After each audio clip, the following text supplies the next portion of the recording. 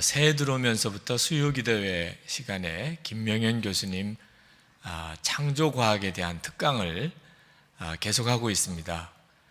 수요기도회가 굉장히 많은 분들이 모여서 아주 재미있게 또 은혜롭게 하나님의 창조의 증거들을 서로 배워가고 있는데, 김명현 교수님 강의를 들으면서 제가 중학교 1학년 때 받았던 상처가 항상 생각이 납니다. 중학교 1학년 생물 시간입니다. 첫 시간에 생물 선생님 하시는 말씀이 아직도 하나님이 천지를 창조하셨다고 믿는 돌대가리들이 있다, 이런 말씀을 하셨어요. 아이들이 다 저를 쳐다봤습니다. 제가 목사 아들이라는 걸 다 알고 있었기 때문에 얼마나 창피한지, 하나님에 대한 믿음, 하나님의 말씀에 대한 믿음이 세상에서 조롱받는다는 것을 느끼고 받았던 충격은 대단히 컸습니다. 저는 운명적으로 목사가 되어야 될 사람처럼 그렇게 들었고 자랐기 때문에 더 그랬습니다. 그날 이후로 어릴 때, 초등학교 때 같이 교회 다니던 친구들 중에 상당한 친구들이 교회를 나오지 않는 것을 보았습니다. 그럴 수밖에 없는 것이, 학교 선생님이 하나님을 믿는, 또 천지 창조를 믿는 것이 그 돌대가리라고 말을 할 정도니까 저도 충격을 받았는데 그 아이들은 어땠겠습니까? 그때 받았던 충격, 복음이 무시당하는구나, 하나님이 조롱받는구나, 그러면서도 나는 여전히 교회를 다녀야 하는 이런 마음의 갈등과 고민이 저에게 굉장히 크게 다가왔었고, 아마 굉장한 충격이었던 것이 지금도 그것이 선명하게 생각이 난다는 거죠. 저는 오늘 성경 본문을 읽으면서 그때 그 마음 아픈 기억이 다시 되살아나는 것 같았습니다. 유대 총독이 새로 왔습니다. 베스도라는 총독인데, 이 베스도가 부임하면서 유대인들과 잘 지내보려고 유대 지도자들을 3일 만에 예루살렘을 찾아가서 만납니다. 그때 유대 지도자들이 베스도 총독에게 가장 강하게 요구하는 것이 감옥에 있는 사도 바울을 죽이라고 하는 무언의 압력이었습니다. 베스도는 유대인들과 관계를 좋게 하기 위해서는 그렇게 하고 싶었지만, 가만히 조사를 해보니까 그렇게 하기가 어려운 문제라는 것을 알았습니다. 왜냐하면 로마 법에 적용을 하려면 죽일 죄목을 찾기가 어렵다는 거죠. 로마 총독으로서, 로마 법을 지켜야 되는 총독으로서 분명하게 죽일 만한 죄목이 없는 사도 바울을 죽일 수가 없었습니다. 그 나름대로 이런저런 고민을 하다가 사도 바울에게 예루살렘에 가서 너가 신문을 받겠느냐 했더니, 자기는 가이사에게 로마에 가서 재판을 받겠노라고 했습니다. 베스도로서는 사도 바울을 로마로 보내는 수밖에 없었는데, 문제는 죄목이었습니다. 도대체 무슨 죄목으로 로마로 보내느냐 하는 말이죠. 이 문제 때문에 베스도가 고민을 하다가 유대 분봉왕인 아그리빠 왕이 부임해서 예방차 가이사랴로 오게 되었을 때 그 고민을 이야기를 합니다. 사도 바울이라는 사람 때문에 지금 곤혹스러운데 도대체 그 죄목을 뭐로 정해야 될지 모르겠다. 그래서 아그리빠 왕이 그러면 내가 한번 만나보겠다. 그래서 이제 다시 한번 아그리빠 왕 앞에서 신문을 받게 되는 단계로 갑니다. 자, 이 단계에서 베스도가 아주 중요한 말을 합니다. 여기 18절 19절에 보면, 원고들이 서서 내가 짐작하던 것 같은 악행의 혐의는 하나도 제시하지 아니하고 오직 자기들의 종교와 또는 예수라 하는 이가 죽은 것을 살아있다고 바울이 주장하는 그 일에 관한 문제로 고발하는 것 뿐이라. 한마디로 말하면 큰 죄를 지은 사람인 줄 알았다는 거죠. 사람들이 다 바울을 죽이라고 하니까 큰 악행을 했구나, 이렇게 생각을 하고 조사를 해봤더니 정말 별것 아니더라는 거죠. 듣고 보니까 아무것도 아니더라는 거예요. 예수라는 사람이 죽었다가 다시 살아났다는 이야기를 사도 바울이 전하는 것 뿐이더라. 이 말씀을 읽으면서 다시 한번 제가 중학교 1학년 때 받았던 그 충격을 받았어요. 무시당한다는 느낌이죠. 예수님의 부활의 복음이, 예수님이 죽었다가 다시 살아났다고 하는 이 부활의 복음이 베스도가 생각하기에는 아무것도 아니더란 말이에요. 난 대단한 일인 줄 알았어요. 다 죽이라고 해서. 들어보니까 예수라는 사람이 죽었다가 다시 살아났다고 하는 그 말도 안 되는 종교 논쟁, 정말 그것밖에 아니더라고요. 이것이 바로 베스도가 부활의 복음에 대한 반응이었고, 지금 현재 우리가 살고 있는 세상이 부활의 복음에 대해서 보이는 반응입니다. 여러분, 우리나라가 일제에서 해방되었을 때, 그때 일본이 망하고 우리나라가 독립이 되었다고 외칠 때 사람들이 얼마나 흥분했습니까? 한 나라가 죽었다가 다시 살아나는 것 같은 일이 벌어졌을 때, 그때 정말 믿어지지 않는 사람조차도 그게 사실이냐고, 그게 정말이냐고 얼마나 확인하고 또 확인했습니까? 그런데 실제로 한 인생이 죽었다가, 정말 죽었다가 다시 살아나는 부활, 모든 인류가 부활하게 되는 이 놀라운 구원의 복음을 듣고도 베스도는 아무것도 아닌 것처럼 생각하는 것, 이것이 충격이에요. 베스도는 이뿐만 아니고 나중에 부활의 복음을 증거하는 사도 바울을 향하여 미쳤다고 그랬습니다.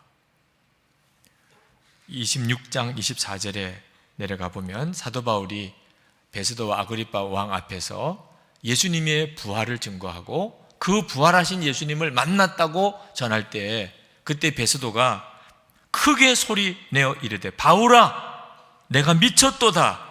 내 많은 학문이 너를 미치게 한다. 그렇게 말했습니다. 아주 미친 사람 취급을 했어요.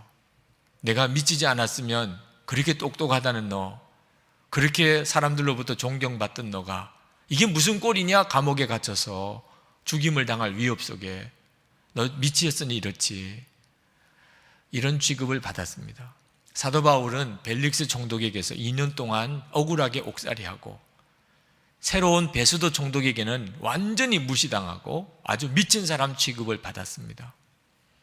이것은 사도 바울을 향한 것이겠습니까? 부활의 복음, 바로 부활의 복음, 그것에 대한 세상의 반응인 것입니다. 여러분, 우리들이 살고 있는 세상에서 우리가 믿는다는 하나님, 그리고 예수 그리스도는 죽었다가 부활하신 온 세상의 구주시라고 말을 했을 때 세상 사람들이 충격받습니까? 관심도 없어요. 이제 얼마 안 있으면 부활절입니다. 예배당마다 다 예수님의 부활에 대해서 현수막을 걸고, 그리고 길거리마다 부활절 연합 예배에 대한 광고판이 붙겠지요. 사람들이 부활절이 온 모양이다, 그렇게 생각은 하겠지요. 그러나 어느 누구도 관심이 없어요. 우리가 예수님의 부활절입니다 라고 이야기하면, 그래요, 기독교 명절이군요, 축하합니다. 마음에는 전혀 믿지도 않고 관심도 없고 논쟁하고 싶지도 않아요. 잘 믿으세요? 당신들이나 잘 믿으세요? 그게 바로 세상이 가지고 있는 반응이에요. 한편으로는 마음에 완전히 무시하고 또 조롱하지요. 부활이 있대, 예수님이 부활했대, 말도 안 돼. 자, 그런 세상에서 우리가 하나님을 믿고 부활하신 예수님을 믿고 삽니다. 어떻게 믿음 지키고 살아갈 수 있습니까? 여러분은 어떻게 믿음을 지키고 살아가고 계시나요? 우리가 예수를 믿는다고 할 때 그것은 부활의 주님을 믿는다는 거죠. 그때 세상 사람들이 그렇게 반응하고 오는데 여러분은 어떻게 여러분의 믿음을 지키고 오셨나요? 부활하신 예수님을 만나는 것 외에는 방법이 없습니다. 부활하신 예수님을 만난 사람은 세상 사람들이 무시해도 조롱해도 상관없어요. 왜? 부활하신 예수님을 내가 분명히 아는데, 내가 만났는데 조금도 위축될 것도 없지요. 그러나 예수님의 부활에 대해서 그냥 듣기만 한 사람은, 그러면 절대로 세상에서 담대하게 믿음을 고백하고 선포하고 나아가지 못합니다. 여러분, 부활의 복음의 능력은 부활했다고 하는 사실을 아는 데 있는 것이 아니고 부활의 주님을 만나는 데 있는 것입니다. 베스도는 예수님의 부활에 대해서 들었지요. 그렇지만 베스도는 무시하고 조롱했습니다. 근데 사도 바울은 부활하신 예수님을 증거하기 위해서 자기에게 유익하던 모든 것을 다 배설물처럼 버리고, 그리고 지금은 감옥에 갇혀 있어요. 그리고 죽을 지금 길을 가고 있는 겁니다. 도대체 사도 바울은 어떻게 되었길래 그렇게 할 수 있었지요? 부활하신 예수님을 만났기 때문입니다.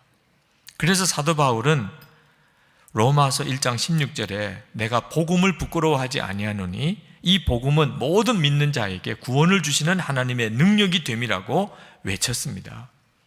부활하신 예수님을 실제로 만난 사람이 아니면 이룰 수가 없지요. 베드로가 예수님 3번 부인하고 완전히 무너졌던 사람입니다. 근데 그가 순교자가 됐지요. 어떻게 그럴 수 있었습니까? 부활하신 예수님을 실제로 만났기 때문이죠. 도마는, 의심 많은 도마라는 별명을 가질 만큼 부활의 예수님을 듣고도 전혀 믿지 못했어요. 예수님의 그 손가락에 못자국, 옆구리에 창자국, 손가락 집어넣어 보지 못하면 난 믿을 수가 없다. 그랬던 도마가 변해서 예수님의 복음을 증거하는 사도요, 순교자가 되었습니다. 어떻게 그렇게 되었지요? 부활의 예수님을 만났기 때문이죠. 스데반 집사는 돌에 맞아 죽으면서도 얼굴이 천사 같았어요. 어떻게 그럴 수 있었나? 스데반 집사에게 물어보면 부활의 예수님을 만났기 때문이에요. 돌에 맞아 죽어가는 그 시간에 부활의 주님이 일어서서 자기를 내려다보시는 것을 보고 그는 얼굴이 천사 같은 얼굴로 순교 사명을 감당할 수 있었습니다. 부활의 주님을 만난 사람은 인생이 완전히 바뀝니다. 세상이 어떻게 말해도, 무시해도 조롱해도 조금 더 흔들림이 없어요. 너무 분명하니까. 예수님의 부활, 그리고 지금도 함께 계시는 임마누엘 하신 예수님이 너무 분명하니까 흔들릴 이유가 없지요. 그러나 예수님의 부활을 그냥 전에만 들은 사람은, 그러면 실제로는 예수님의 부활을 무시하고 살게 됩니다. 세상 사람만 그런 거 아닙니다. 교회 다니는 사람 중에도 부활의 주님, 부활의 복음을 무시하고 사는 사람들이 많습니다. 부활하신 예수님, 지금도 나와 함께 계시다. 그걸 믿는다고 하면서도 싸움 하나를 해결 못하는 거죠. 그 말은 함께 계시는 예수님을 무시하는 게 아니고 뭡니까? 부활의 복음을 사실상 무시하는 거죠. 안 믿는 거죠. 부부 싸움부터 시작해서 교단 정치 싸움까지. 이게 뭡니까? 예수님의 부활을 실제로 안 믿는 거죠. 그건 부활하신 예수님을 만나지 못했다, 그 말입니다.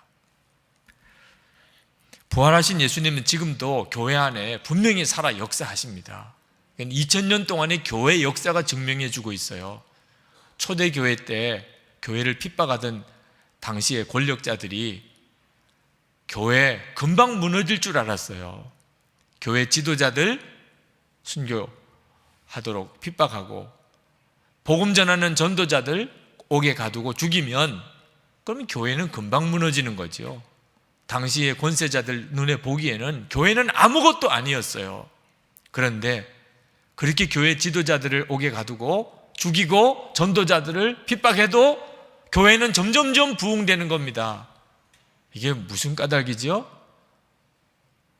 교회는 그 지도자들과 전도자들에 의해서 교회가 부흥되는 게 아니고 예수님 그분이 직접 교회를 일으키시고 이끌어 가시는 것이기 때문이에요. 그걸 당시의 권세자들은 전혀 알 수가 없었죠. 지금도 이따금 교회 현실을 보면서 가슴이 무너질 때가 있습니다. 야, 교회가 이러다가 끝나는 모양이구나, 이런 생각이 들 때도 있어요. 그러나 교회 지도자들 문제가 아무리 심각해도 항상 교회는 새로워졌고 그리고 새 부흥을 얻었습니다. 이유가 뭐죠? 교회는 교회 지도자들이 이끌어가는 것이 아니고 예수님 그분이 직접 교회에 살아계셔서 교회를 이끌어 가시기 때문입니다. 하나님은 마지막 때에 반드시 이 교회를 통하여 영혼들을 구원하는 생명의 구원 방주 삼으시는 거지요. 그러므로 성도 여러분, 세상이 여러분의 믿음을 조롱하고 그리고 여러분들을 무시할 때에 그때 더욱 살아계신 부활의 주님을 바라보시기를 바랍니다.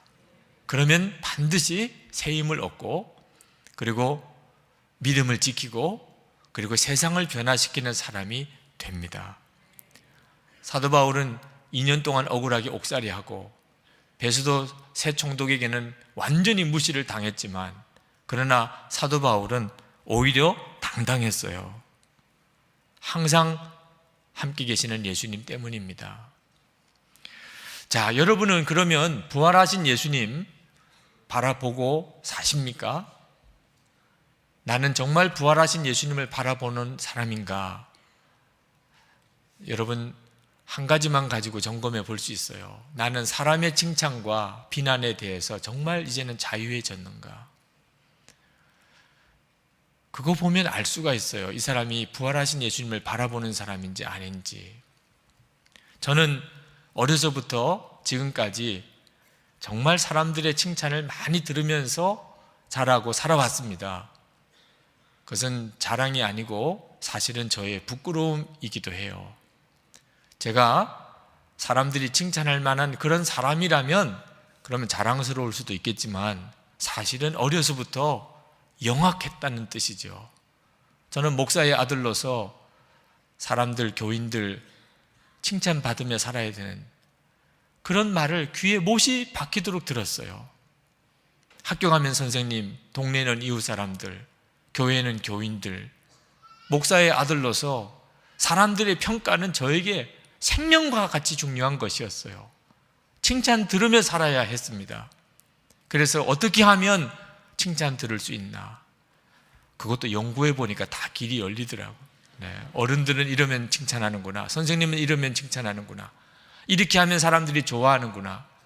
그래서 어릴 때부터 사람들의 칭찬, 평가에 목을 메고 살았습니다. 그러다 보니까 평생 좋은 소리 듣고 살았어요.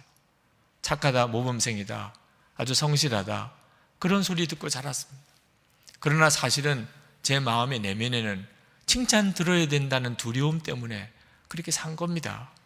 칭찬 들어야 저는 삶의 의미가 있는 사람이 되었어요. 사람의 칭찬, 사람의 평가가 저의 모든 것이었어요. 근데 담임 목사가 되고 나니까, 이렇게 또 나이가 들고 나니까 이 칭찬에 문제가 생겼습니다. 담임 목사가 되면 이제 누가 칭찬해 줘요? 그동안에는 항상 저보다 위에 어른이 계셨습니다. 전도사 때는 목사님이 계셨고, 부목사 때는 담임 목사님이 계셨고, 젊은 목사 때는 연세 많으신 목사님들이 계셨어요. 근데 지금은 누가 저를 칭찬해 줘요? 저는 칭찬 들어야 사는데 이제는 누구로부터 칭찬을 받아야 돼요? 그러다 보니까 담임 목사가 되고 나이가 들고 난 다음에도 교인들의 칭찬에 목이 마른 겁니다. 누가 나 칭찬해 주는 사람 없을까? 나중에는 저희 부교육자들, 그들의 칭찬에 대해서 또 목이 마른 거예요. 나를 좀 칭찬해 주지 않을까? 그러나 그 칭찬은 더 이상 저를 기쁘게 하지 못했어요. 칭찬은 위의 권위자가 아래 권위자에게 하는 것입니다. 아래 권위자가 위의 권위자에게 하는 칭찬은 사실은 엄밀한 의미에서 칭찬이기가 어렵지요. 아부일 수도 있는 것이고 진위를 알기가 어렵습니다. 항상 이것이 진짜일까? 이것이 진짜일까? 담임 목사가 되고 나니까 힘들어요. 칭찬 받아야 사는데, 그래야 만족이 되는데, 이제는 내가 칭찬을 해줘야 되는 위치에 들어간 겁니다. 이 딜레마를, 이 제 내면의 고민을 주님이 해결해 주셨어요. 그래서 주님을 바라보는 눈을 뜨게 해 주심으로 해결해 주셨어요. 이 세상에는 사람의 칭찬만 있는 것이 아니고 우리 주님의 칭찬이 있다는 사실을 알게 되면서부터, 그전에는 알았지만 막연했죠. 살아계신 주님, 부활의 주님, 지금도 함께 계시는 주님을 진짜 만나기 전에는 하나님이 칭찬, 예수님의 칭찬은 다 막연한 것이에요. 그건 실제가 아니에요. 그러니까 사람의 칭찬에 목을 매는 거죠. 그런데 실제로 예수님을 바라보는 눈이 뜨이고 나니까 사람의 칭찬이 아무것도 아니게 됐어요. 사람의 칭찬과 비교할 수 없는 진짜를 발견하고 나니까 더 이상 사람의 칭찬에 막 목마르지 않게 됐습니다.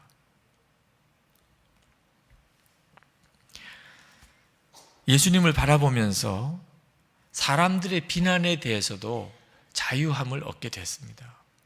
저는 어릴 때부터 두려운 것이 사람들로부터, 어른들로부터 야단맞는 거, 잘못했다고 지적받는 거, 그것이 그렇게 두려웠어요. 그것은 저의 존재를 완전히 무너뜨리는 것이었습니다.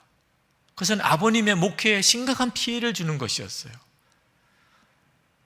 목사의 아들이 잘못해서 그 아버님 목사님이 교회에서 쫓겨났다는 이야기를 왜 그렇게 그럴 때는 많이 해주는지, 내가 어른들로부터 잘못했다고, 잘못한다고 욕먹으면 우리 아버님은 교회에서 쫓겨나요. 사람들로부터 말 듣는 것은 그건 얼마나 두려운 일인지 몰라요. 그러다 보니까 말 안 들을 일만 하는 겁니다. 말 들을 일은 조금도 하지 않는 거예요. 그러니까 욕먹을 일도 없지요. 야단 맞을 일도 없었지만 마음에는 항상 그것이 두려웠어요. 그러다 보니까 어떤 때는 옳은 일인데도 말 듣는 것이 두려워서 제가 옳은 길을 가지 못할 때도 있었어요. 사람들이 말할까봐, 누가 뭐라고 그럴까봐, 괜히 사람들의 구설수에 오를까봐, 어떤 때는 그것이 옳은 길이라고 생각하면서도 그냥 가만히 있는 게 낫지, 그랬던 적도 많았어요. 사람의 칭찬과 비난에만 목을 매는 사람은 결정적인 순간에 하나님 뜻대로 살지 못한다는 것을 알았습니다. 저는 저희 부교육자들에게도 어떤 때는 아주 지나칠 만큼 예민하게 반응하고 또 어떤 때는 화를 내고 할 때가 있었어요. 이유는 야단 맞을까봐, 교인들이 말할까봐. 부교육자들이 하던 일은 다 제 일이죠. 결국은 책임은 제가 져야 되는 거죠. 저는 평생 말 들으면 안 돼, 야단 맞으면 안 돼, 그렇게 살았어요. 부목사님과 전도사님들 하는 일이 다 내 일인데, 다 잘하다가도 한 가지 두 가지 뭘 제 마음에 들지 않으면 제 마음속에 견딜 수가 없는 겁니다. 저와 상관이 없는 교육자들은 얼마든지 품어줄 수 있었어요. 사람이 그럴 수도 있지. 그런데 저와 관련된 사람들에게는 그럴 수가 없었어요. 그것은 제 마음속에 있는 사람의 평가에 대한 두려움 때문이었죠. 역시 이것 역시 주님을 바라보게 되면서 해결받았어요. 사람의 비난보다 예수님께서 하시는 평가가 더 중요하다는 것을 느끼게 되면서 사람의 비난에 대해서 자유해졌어요. 우리 주님이 옳다고 하시면 사람이 뭐라고 한들 상관없지.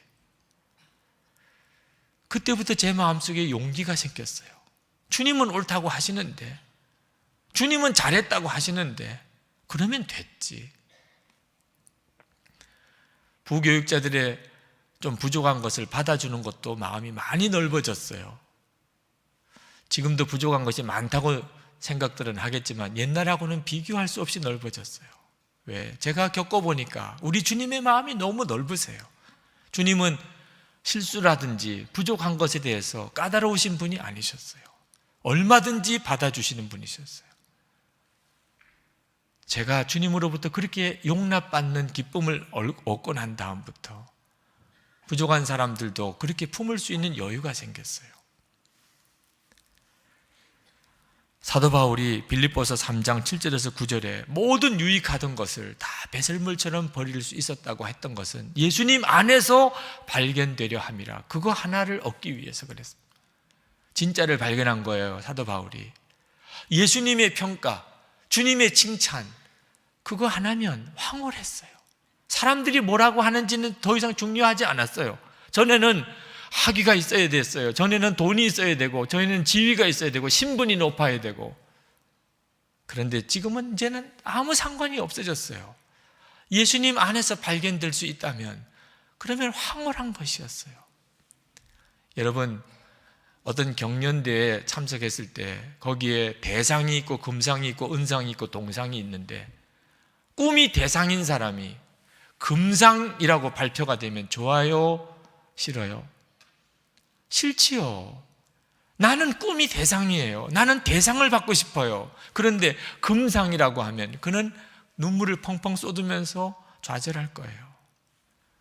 예수님의 칭찬을 진짜 알게 된 사람은 사람의 칭찬 배설물처럼도 버려져요. 아무것도 아니에요. 전에는 거기에 목을 매달고 살았는데 지금은 아무것도 아닐 수 있어요. 예수님의 칭찬을 모르는 사람은, 실제로 주님을 바라보지 못하는 사람은 사람의 칭찬에 목을 매달고 삽니다. 그래서 결국은 주님이 이끄시는 대로 못 가는 거예요. 왜? 사람들의 평가가 더 중요하니까. 읽지 않았습니다만 23절 이하 말씀을 읽어보면 아그리빠 왕 앞에서 사도 바울이 재판을 받는 장면이 나옵니다. 그때 아그리빠 왕과 아내 왕후 베니게 아주 위엄을 갖추고, 왕과 왕후니까 위엄을 갖추고 등장합니다. 왕관을 쓰고, 그리고 왕의 외투를 입고, 그리고 아내 베니게는 5m 길이의 땅에 끌리는 긴 옷을 입고, 베스도 총독은 로마 권위의 상징인 자색 망토를 걸치고 천부장과 고위 군 지휘관들을 대동하고, 그리고 정말 위엄을 갖춘 그런 재판장을 마련합니다. 누구도 그 앞에 서면 오금이 저릴 만큼 그런 대단한 권위로 보이죠. 그 앞에 사도 바울은 죄수의 몸으로 섭니다. 얼마나 비교가 돼요. 아그리빠 왕과 사도 바울 얼마나 비교가 돼요. 사람들의 눈에 보기에는 얼마나 비교가 돼요. 여러분 같으면 어느 쪽에 서고 싶습니까? 사람의 평가에 목을 매는 사람은 아그리빠 왕 같은 사람 되고 싶지, 사도 바울과 같은 사람 되고 싶은 사람 누가 있겠어요? 그러나 아그리빠 왕의 처지가 어떻습니까? 실상이 뭡니까? 그는 꼭두가시 왕입니다. 실권은 아무것도 없어요. 로마의 정책에 의해서 유대인들의 마음을 무마시키려고 그냥 형식적인 왕을 세워놓은 겁니다. 그러니 총독이 오니까 왕이 가서 아련하는 거죠. 그런 신세의 왕입니다. 버니게, 왕후 버니게는 또 누굽니까? 아내라고 말하기도 부끄러워요. 누나예요, 누나. 친남매 사이에 부부가 되었어요. 버니게라는 여인, 참 기가 막힌 복잡한 사연의 여인입니다. 상당히 부도덕한 여인이에요. 2번이나 결혼에 실패한 여인입니다. 남매가 부부로 사니 사람들의 말이 오죽 많겠어요. 그러나 왕의 권위로 그걸 누르고 살아요. 하나님 눈에 보시기에는 어떻습니까? 정말 지옥 갈 자예요. 그 영혼이 비참한 사람입니다. 그런데 거기다 왕관 씌워놓고 왕의 외투를 입혀놓은들 그게 무슨 소용이 있냐 말이에요. 하나님의 눈에 보기에 아그리빠 왕과 사도 바울, 도대체 누가 귀하지요? 누가 존귀한 자지요? 여러분, 사람의 눈의 평가에만 매이면 결코 하나님이 축복하는 길, 그 삶 살지 못합니다. 그 아그리빠 왕과 베스도 총독 앞에서 죄수의 몸인 사도 바울이 뭐라고 했는 줄 아십니까? 사도행전 26장 29절에 보면 오늘 내 말을 듣는 모든 사람도 다 이렇게 내가 결박된 것 외에는 나와 같이 되기를 하나님께 원하나이다. 얼마나 당당해요. 자기는 지금 죄수입니다. 자기 앞에는 왕이 있어요. 그런데 나처럼 되기를 원합니다. 예수님, 살아계신 예수님, 부활의 주님, 그 주님을 바라보는 사람에게만 있을 수 있는 당당함이죠. 세상이 우리를 조롱하고 무시하고 하나님을 믿지 아니하고 부활의 주님 거들떠 보지도 않는 그 세상에서 여러분들이 어떻게 부활의 주님 신앙 고백하며 살아갑니까? 예수님 만나셔야 하는, 주님 바라보는 눈을 뜨셔야 합니다. 우리나라 최고 통치권자인 대통령에게도 무서운 것이 있죠. 국민 여론입니다. 아마 지금 대통령께서도 국민의 여론이 어떻게 돌아가나 매일매일 노심초사하실 겁니다. 국민의 여론을 살피는 대통령, 좋은 대통령이지요. 국민의 여론도 무시하는 악한 대통령도 있었으니까요. 그렇지만 국민의 여론 밖에는 볼 줄 모르는 대통령은 실패한 대통령이 됩니다. 국민의 여론이라는 것 하루에 12번도 바뀌는 거예요. 국민의 여론만 살피는 사람은 절대로 하나님이 축복하고 역사하는 길을 가지 못합니다. 빌라도가 예수님이 죄 없다는 사실을 알고도 유대인들의 여론 따라 결국은 예수님을 십자가에 못 박아 죽였잖아요. 아브라함 링컨이 흑인 노예 제도를 철폐하고 노예 해방을 하려고 할 때 주변에서 다 말렸습니다. 불가능한 일이다, 안 되는 일이다. 국민 여론도 좋지 않았어요. 그래서 미국이 남북 전쟁이 일어나지 않았습니까? 만약에 아브라함 링컨이 사람의 평가에 연연했다면 굳이 노예 해방할 이유가 없었죠. 결국 그것 때문에 아브라함 링컨은 암살당하지 않았습니까? 그러나 아브라함 링컨은 사람들의 여론보다 하나님의 뜻이 더 중요했어요. 자기가 대통령이 된 것이 그 일을 위함이라고 그는 깨달았어요. 그래서 그는 끝까지 노예 해방을 밀고 나갔습니다. 지금 미국이 이런 나라가 될 수 있었던 이유는 아브라함 링컨이 노예 해방을 했기 때문이죠. 그는 미국에서 가장 존경받는 대통령이 됐습니다. 사람의 칭찬과 비난만 의식하는 자는 절대로 하나님 뜻대로 살 수 없습니다.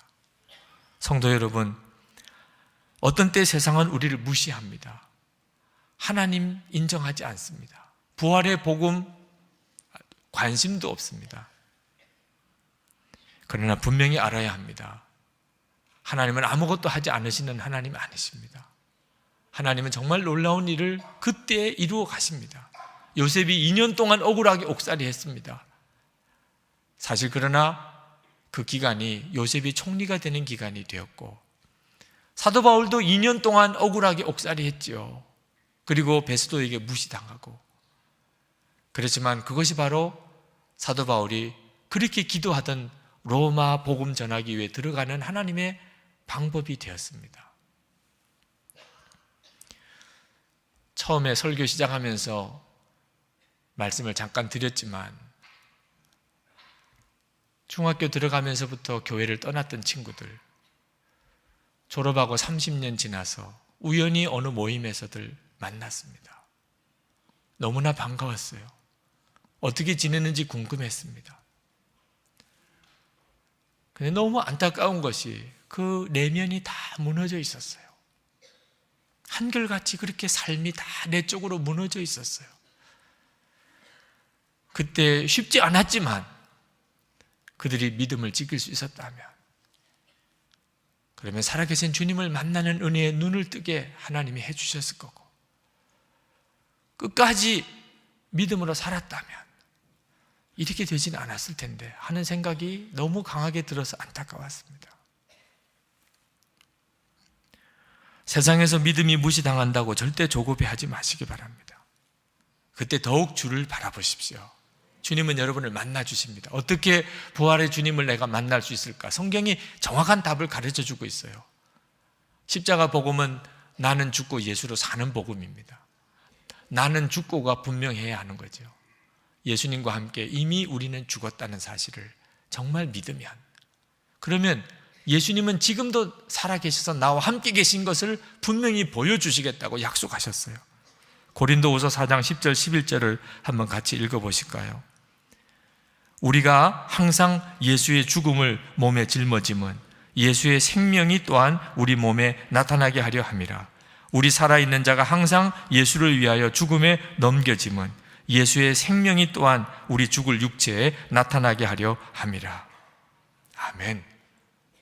여러분, 사람의 칭찬과 비난에 흔들리지 아니하고 더욱 지금도 살아계신 예수님을 바라보면서 축복의 길, 믿음의 길, 승리의 길을 가시게 되기를 축원합니다. 우리 다 같이 기도하십시다. 주님, 제 눈을 더 분명하게 열어 주를 보게 하여 주옵소서. 주님, 역사해 주소서. 기도하십시다. 저는 참 인격적인 부족함을 아주 절감합니다. 해를 거듭할수록 또 사역이 많아지고 또 제게 맡겨진 일이 커질수록 나는 참 인격적으로 잘 성숙되지 못하는구나 하는 느낌을 받습니다. 그래서 저 가까이에서 저를 함께 동력해 주는 우리 부목사님들, 전도사님들에게 늘 미안한 마음이 있습니다. 제가 좀 더 성숙하게 저들을 잘 품어 도와주면 좋을 텐데 하는 생각이 있습니다. 교우들에게도 역시 마찬가지입니다. 그런데도 불구하고 저희 교회에 와서 사역하고 싶다는 목사님, 전도사님들이 상당히 많습니다. 왜 오시려고 그러냐 그러면 목사님 밑에서 배우고 싶다는 거예요. 그래서 제발 그러지 마시라고 그럽니다. 멀리서 보는 게 좋지 가까이서 보면 너무 실망합니다. 아주 한사코 제가 말립니다. 그런데 오늘 말씀을 읽으면서 제가 충격을 받았습니다. 오늘 말씀 중에 29절에 사도 바울이 모든 사람도 다 이렇게 결박된 것 외에는 다 나와 같이 되기를 하나님께 원하는 바입니다. 어떻게 이런 말을 할 수 있을까요? 모든 사람이 다 나와 같이 되기를 원합니다. 이건 대단한 교만이잖아요. 세상에 사람으로서 이런 말을 할 수 있는 사람이 누가 있겠습니까? 그런데 오늘 이 말씀이 사도 바울이 교만해서 하는 말이 아니라는 것을 알 수 있는 것이, 사도 바울은 붙들려 있는 죄수, 재판받는 죄인 신분입니다. 교만하려고 그래요? 교만할 게 없지요.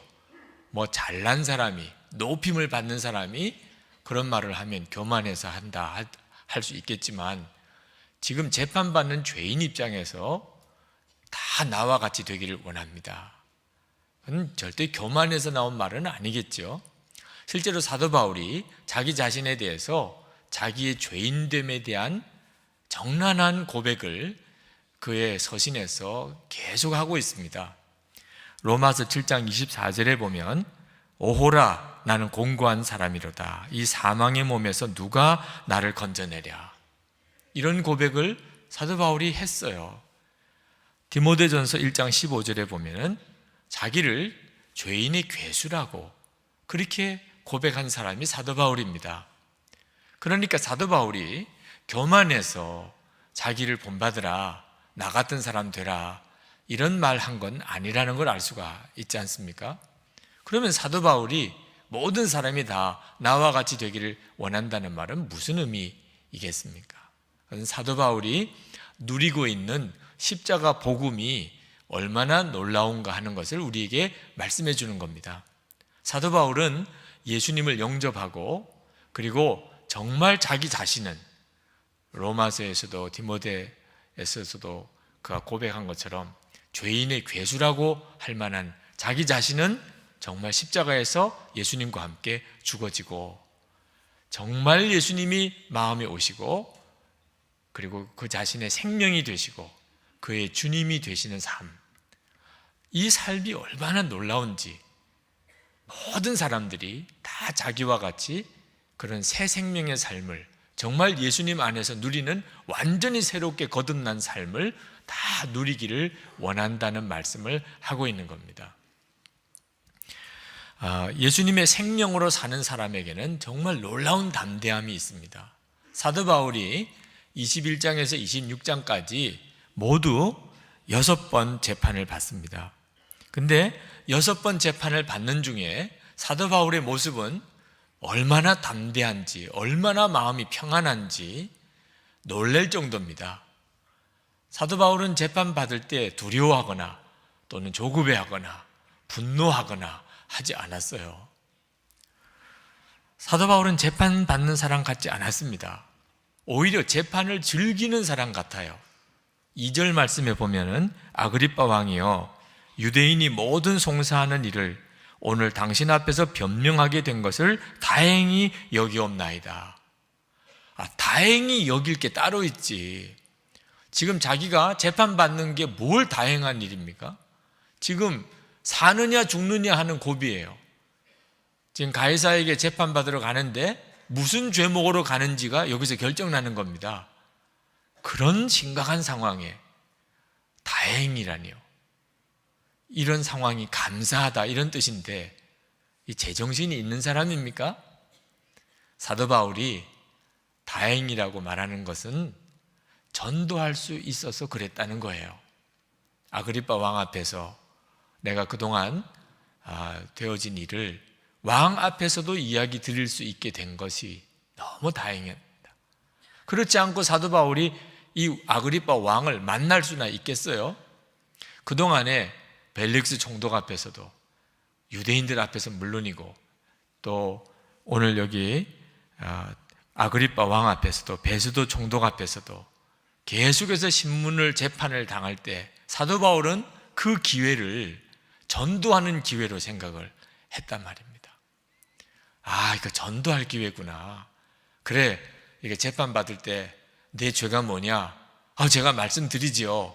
그러면서 예수님은 부활하셨고 내가 그 예수님을 만났다고. 그게 사도 바울의 마음이니까 사도 바울이 재판받는 것이 두렵고 힘들고 억울하고 답답하고 조급할 이유가 하나도 없었던 거예요. 사도 바울이 이런 태도를 가지게 되니까 그것을 보는 사람들이 다 의아했습니다.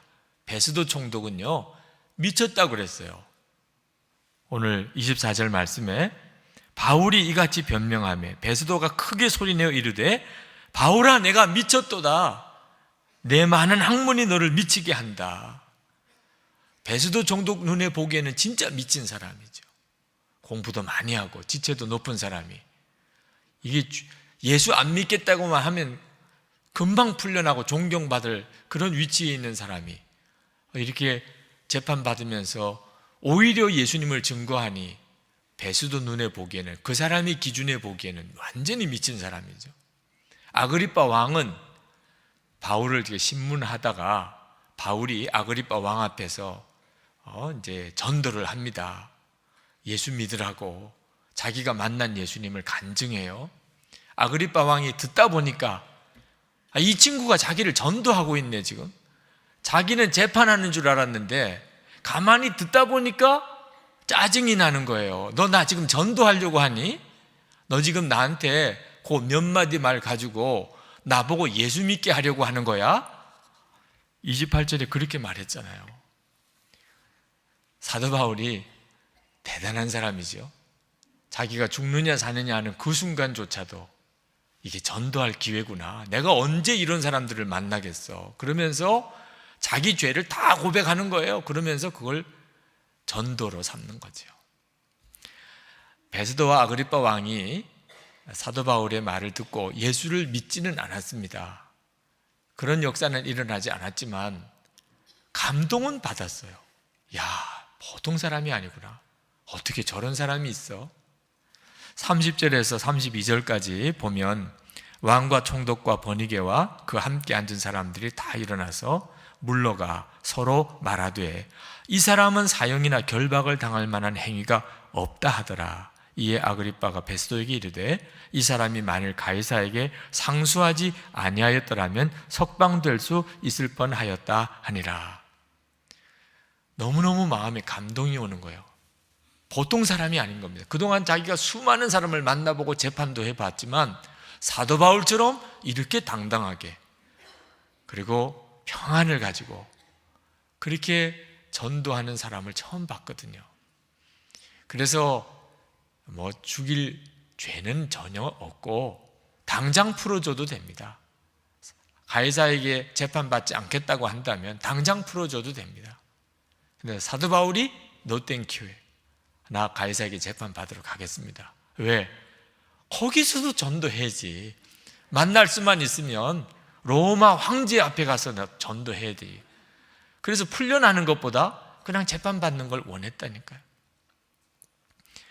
우리가 오늘 이 말씀을 보면서 사도 바울에게서 예수 믿으면 사람이 이렇게 변하는구나 하는 것을 보게 됩니다. 예수 믿으면 사람이 정말 거듭나요. 더 이상 그를 두렵게 할 것이 없고 조급하게 할 것도 없고 화나게 할 것도 없어집니다. 모든 상황에서 너무나 마음은 평안하고 담대해집니다. 사도 바울이 본래 그런 사람이 아니었습니다. 사도 바울이 5절에서 11절까지 쭉 자기의 과거에 대해서 고백을 했습니다. 자기는 본래 엄한 바리새파 사람이라 굉장히 율법에 대해서 엄격한 사람이었고 나사렛 예수를 전하는 사람들에 대해서 핍박하는 자였고 제사장의 권세를 얻어서 수많은 성도들을 옥에 가두었던 핍박자였었다는 거예요. 자기가 율법 지키는 일에 목숨을 걸었던 사람이에요. 열심히 얼마나 대단했는지 사람들을 옥에 가두고 죽이기까지 하는 과격하고 사납고 굉장히 강한 성격의 사람이었어요. 그 사람이 예수님 만나고 완전히 바뀐 겁니다. 사도 바울만 그렇습니까? 예수님 만나면 모든 사람이 다 그 성격 성품이 다 바뀌게 됩니다. 이것이 여러분들의 이야기가 되기를 축복합니다. 우리 모두에게 주신 하나님의 은혜예요. 사도 바울은 이제는 말만 가지고 복음을 전하는 사람이 아닙니다. 사도 바울에게서 풍기는 인격이, 성품이 사람들을 감동시키는 수준이에요. 오늘 이 말씀을 읽어 내려가는 중에 사도 바울이 화내는 거 봅니까? 사도 바울이 원망하는 거 봅니까? 사도 바울이 무례하게 행동하는 거 봅니까? 총독에게, 왕에게 예의를 깍듯하게 갖춥니다. 그러면서도 범접할 수 없는 권위가 있어요. 여러분 모두가 다 나와 같이 되기를 원합니다. 이런 당당함이 있어요. 이것이 바로 예수님 안에서 일어나는 변화입니다. 여러분은 전도할 때 예수 믿으라고 복음을 전할 뿐만 아니고 나같이 되세요. 그렇게 전도할 수 있습니까? 나같이 되기 바랍니다. 이것이 진짜 전도예요. 한 번은 우리 속장 모임에 갔다가 어느 권사님께서 목사님, 아이들이 왜 선생님과 엄마를 싫어하는 줄 아십니까? 물으시더라고요. 잘 모르겠어요. 그래서 왜 그러나요? 그랬더니 옳은 소리를 기분 나쁘게 해서 그렇다는 거예요. 그래서 거기 앉은 사람들이 다 동의했어요. 맞다, 정말. 옳은 말을 기분 나쁘게 하는 사람들이 선생님과 엄마라는 거예요. 그래서 다 싫어한다는 거죠. 근데 제가 그 말 듣다가 거기에 우리 그리스도인들도 들어간다고 생각했습니다. 우리 예수 믿는 사람 어떤 평가 받느냐 하면 말은 잘해. 하도 예수쟁이들 말은 잘해. 이런 평가 받아요. 말은 잘해라는 말은 두 가지 의미가 있는데 하나는 옳은 말을 한다는 거예요. 말은 옳은데 기분이 나빠. 그러니까 전도문이 막히는 거죠. 옳은 말을 기분 좋게 하면 감동이 오지요. 그러면 정말 지도자가 되지요. 우리 그리스도인들, 한국교회 그리스도인들의 숙제예요. 우리가 옳은 말을 전합니다. 복음을 전해요. 그러나 문제는 다른 사람을 감동시키는 삶이 있는가 하는 게 문제죠. 지난 2월 15일 아마 뉴스를 들으시고 아마 기분이 많이 안 좋으신 분들 많으셨을 겁니다. 우리 러시아의 유학생이 러시아에 있는 청년들에게 폭행을 당하여 끔찍하게 죽었습니다. 아마 그 소식 듣고 우리 국민들 다 속이 너무 아팠을 거예요. 단 하나 피부 색깔 때문에. 백인 우월론자들이죠. 그래서 정부에서 러시아 스킨헤드족 테러주의보를 발표하기도 했습니다. 러시아에 이 백인 우월주의자들 그들이 있어요. 그래서 이제 이 피부 색깔이 다른 유학생들을 폭행하고 그리고 내쫓으려고 그러고 그런 일들을 자행을 합니다. 자, 이런 일을 겪을 때 여러분 마음이 어떻습니까? 어떻게 피부 색깔 가지고 사람의 인격을 판단하고 그렇게 차별할 수 있나 말이에요. 우리가 가지고 있는 이 피부 색깔 그거 하나 때문에 편견을 이렇게 갖게 되고 또 무시당하고 폭력을 당한다는 것이 얼마나 불쾌하고 분노하게 되나요? 이게 얼마나 무서운 죄인가요? 그런데 예수를 믿는 우리들에게 여전히 그와 똑같은 죄성이 해결되지 않고 있다는 거 아십니까? 여러분은 예수를 믿으시고 정말 나는 죽고 예수를 산다고 하면서도 여전히 지역 감정, 도대체 고향이 어디냐 하는 것 가지고 어떻게 사람을 판단을 할 수가 있죠? 학교를 어디 나왔느냐 하는 것 가지고 어떻게 그 사람의 인격을 판단하는 거지요? 그 사람이 재산을 얼마나 가지고 있느냐, 소유에 따라서 어떻게 사람을 그렇게 차별할 수가 있는 거지요? 예수 믿는 성도들은 이 문제 다 해결이 된 겁니까? 여러분은 그 점에 대해서 이제는 완전히 해결 보셨나요? 예수를 믿고도 여전히 우리 속이 그러니 그 러시아에서 맞아 죽은 청년을 생각하면 속에서 뜨거운 것이 올라오면서도 우리가 여전히 그러고 있다는 사실을 모르는 거예요. 이것이 얼마나 무서운 죄인지를 모르는 거예요. 교단 문제 때문에 정말 가슴 아픈 기도를 하나님께 드립니다. 근데 그 여러 가지 문제가 내재되어 있지만 목사님들 중에 어느 신학교를 졸업을 했느냐 하는 것 가지고 싸움이 생긴다는 것은 정말 이해하기 어려운 거죠. 어떻게 그게 극복이 안 되나요? 나는 죽고 예수로 사는 그 십자가의 복음을 가지고 어떻게 그게 해결이 안 되나 말입니다. 내일이면 3.1절입니다. 우리 민족이 말할 수 없는 위기, 나라 다 잃어버렸을 때 민족 위에서 기도하고 분연히 일어나는 일에 우리 교회가 중심이 되었던 날입니다. 민족 살리는 기독교였어요. 지금은 우리 기독교가 할 일이 뭐 있습니까? 우리 민족을 진정으로 하나 되게 만드는 일입니다. 마음과 생각이 갈갈이 찢겨져 있는 이래서는 어떻게 통일이 되나요? 예수 믿는 성도들이 할 일이 뭡니까? 이제 예수님 안에 죽고 예수로 살게 되면 예수님은 고향 따지십니까? 예수님께서 학교 따지시겠습니까? 예수님께서 가지고 못 가진 것 따지시겠습니까? 당연히 예수님은 모든 이들을 하나로 묶는 분이시죠. 우리가 그 일을 하게 되는 거예요. 이것이 진짜 민족을 위하여 성도들과 교회가 할 일인 것입니다. 여러분 예수 믿고 정말 여러분 안에 이 문제가 해결이 되셨나요? 오늘 주님 앞에 여러분이 정말 서세요. 주님을 정말 바라보세요. 예수님 안에서 십자가의 놀라우신 은혜를 우리가 받았습니다. 우리 자신은 이제는 주님과 함께 죽었어요. 예수님이 우리의 생명이 되셨습니다. 우리 마음에 주님이 오셨어요. 그래서 우리는 늘 예수님을 바라보고 삽니다. 여러분이 예수님을 계속 바라보게 되면 여러분의 삶 전체가 바뀝니다. 놀라운 평안이 와요. 어떤 환경에도 어떤 사건 앞에서도 여러분의 마음이 평안해요. 그래야 주님의 인도를 받을 수 있는 거예요. 예수를 믿으시면서도 마음이 분주하신 분, 분노가 있는, 화를 잘 내고 조급하고 또 두려워하고 염려하고 하시는 분들은 이유를 잘 아셔야 합니다. 그것이 영적인 뿌리에서 오는 거예요. 절대로 환경 때문이 아닙니다. 많은 사람들이 착각하는 것이 내가 빨리 결혼하면 그러면 내가 좀 여유로워질까? 빨리 시험을 이거 끝내면 그 다음에 좀 편안한 때가 올까?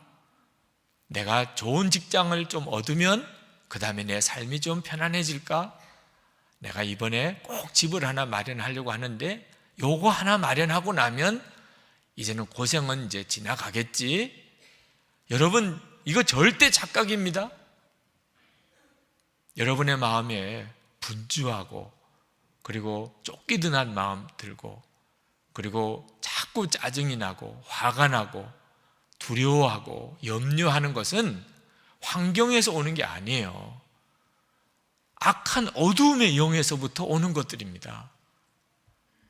그러므로 여러분이 뭘 얻고 싶은 것, 되고 싶은 것을 다 이루어도 여러분이 정말 예수님을 바라보는 눈을 뜨지 못한 사람이라면 여러분은 평생 쫓기듯이 항상 두려워하고 항상 짜증과 화를 내면서 그렇게 살게 됩니다. 저는 너무 일이 바빠지다 보니까 은퇴하고 나면 좀 편안해질까, 그런 생각이 들어서 빨리 좀 은퇴하면 좋겠다, 이런 생각을 했던 적도 있어요. 은퇴하신 저희 아버님 보고 아니라는 걸 알았습니다. 은퇴하시고 난 다음에도 여전히 힘든 일은 힘든 일이고 또 어려움은 어려움이시더라고요. 은퇴하고 나면 편안해지는 게 아니시더라고요. 성도 여러분, 평안은 우리가 정말 내 생명 되시는 예수님을 바라보게 될 때 오는 거예요. 그래서 마귀가 우리에게 끊임없이 우리가 예수님을 바라보지 못하도록 자꾸 염려할 거리, 짜증나고 화내는 문제들, 두려운 문제들을 우리 마음속에 심어 넣어주는 겁니다. 여러분이 거기에 속으면 그러면 주님 바라보지 못하게 돼요. 마음의 평안을 잃어버리고 마음 점검하지 못한 채 짜증과 분노를 갖고 원망, 불평 가지고 두려움과 염려를 그냥 마음에 둔 채로 아무리 예수님을 바라보려고 해도 바라봐지지 않아요. 이미 마음을 마귀에게 완전히 뺏겨버렸거든요. 그때마다 여러분이 분명히 십자가를 붙잡으셔야 돼요. 나는 이미 예수님과 함께 죽었고, 이 사실을 여러분이 믿음으로 받아들이셔야 돼요. 그리고 예수님을 바라보면 놀라운 평안이, 어떤 형편에서도 놀라운 평안이 여러분에게 옵니다. 어떤 교우들은 사고를 당하고 어려운 일을 당해서 마음에 원망과 비탄에 빠지시는 분들을 봅니다. 그러나 사고와 어려운 일 때문에 마음이 비탄해지고 원망이 오는 거 아니라는 거 알아야 돼요. 사고는 사고고 마음은 마음입니다. 어려움 중에도 얼마든지 편안할 수 있어요. 오늘 사도 바울에게서 우리가 보지 않습니까? 여러분이 마음을 빼앗겨 버렸기 때문입니다. 악한 영이 여러분의 마음을 무너뜨려서 더 어렵게 빠지게 하려고 하는 마귀의 괴계를 분별을 못했기 때문이에요. 좋은 일이 생길 때도 마찬가지입니다. 여러분에게 이따금 너무 기쁘고 좋은 일이 생길 때도 예수님을 바라보는 눈을 잃어버리기 쉽습니다. 저는 어느 집사님이 복권에 당첨이 됐다고 그렇게 좋아하는 것을 보았어요. 너무 좋아하시더라고요. 자녀들이 좋은 대학 들어가면 기쁘죠. 정말 온 동네 잔치하고 싶지요. 우리가 살다가 이렇게 좋은 일이 생길 때가 있습니다. 그러나 그때 주님을 바라보셔야 돼요. 주님을 바라보시면서 주님의 기쁨과 함께 그 기쁨을 누리는 그 절제가 필요합니다. 너무 기쁘다 보니까 주님의 임재를 놓쳐버려요. 주님께서 나를 떠나시고 계신지조차도 느끼지 못해요. 세상이 너무 기쁘니까. 주님이 임재하신 거, 주님을 바라보는 거 신경도 안 쓰이는 거죠. 왜? 세상이 너무 자기를 즐겁게 하니까. 그러나 곧 비통함에 빠지고 너무 허무하고 너무 짜증나고 분노하는 순간이 곧 옵니다. 너무 슬플 때도, 너무 좌절할 때도, 너무 좋을 때도 다 동일하게 내 주변에 되어지는 일과 환경에만 초점을 맞추는 사람은 똑같아요. 영적으로는. 어려운 일이 올 때나 좋은 일이 있을 때나 여러분이 주님을 바라보는 눈을 잃어버리면 안 됩니다. 그때 여러분이 그 모든 일들을 잘 조절할 수가 있어요. 척 스미스 목사님께서 유명한 설교 강해자이시죠. 이분이 처음 개척교회 하실 때 아주 어려운 재정적인 문제에 부딪혀서 하나님 앞에 간절히 기도했던 적이 있었다고 그럽니다. 어느 날 어느 성도님이 전화가 왔어요. 기도 중에 하나님이 목사님에게 돈을 송금하라는 마음을 주셨다고 하면서 돈 송금했다는 거예요. 그런데 정말 부족한 바로 그 액수예요. 척 스미스 목사님이 얼마나 좋은지 전화를 끊고 난 다음에 사모님을 큰 소리로 부르면서 달려가서 여보, 하나님이 기적을 행해 주셨어. 우리가 필요한 그 돈 오늘 송금했대. 그러면서 사모님의 손을 잡고 막 온 방을 돌면서 춤을 췄는데 그때 척 스미스 목사님 마음에 하나님의 음성이 들려왔어요. 척 스미스, 넌 너무 좋아하는 것 같다. 너 나 때문에 내 안에 손을 잡고 그렇게 춤추며 돌은 적이 있었니? 척 스미스 목사님이 그때 춤을 추다가 그 자리에서 무릎을 꿇었어요. 하나님, 그렇습니다. 제가 주님으로 인해서는 이렇게 기뻐한 적이 없는데 그 돈이 생긴 것 때문에 내가 이렇게 기뻐하는군요.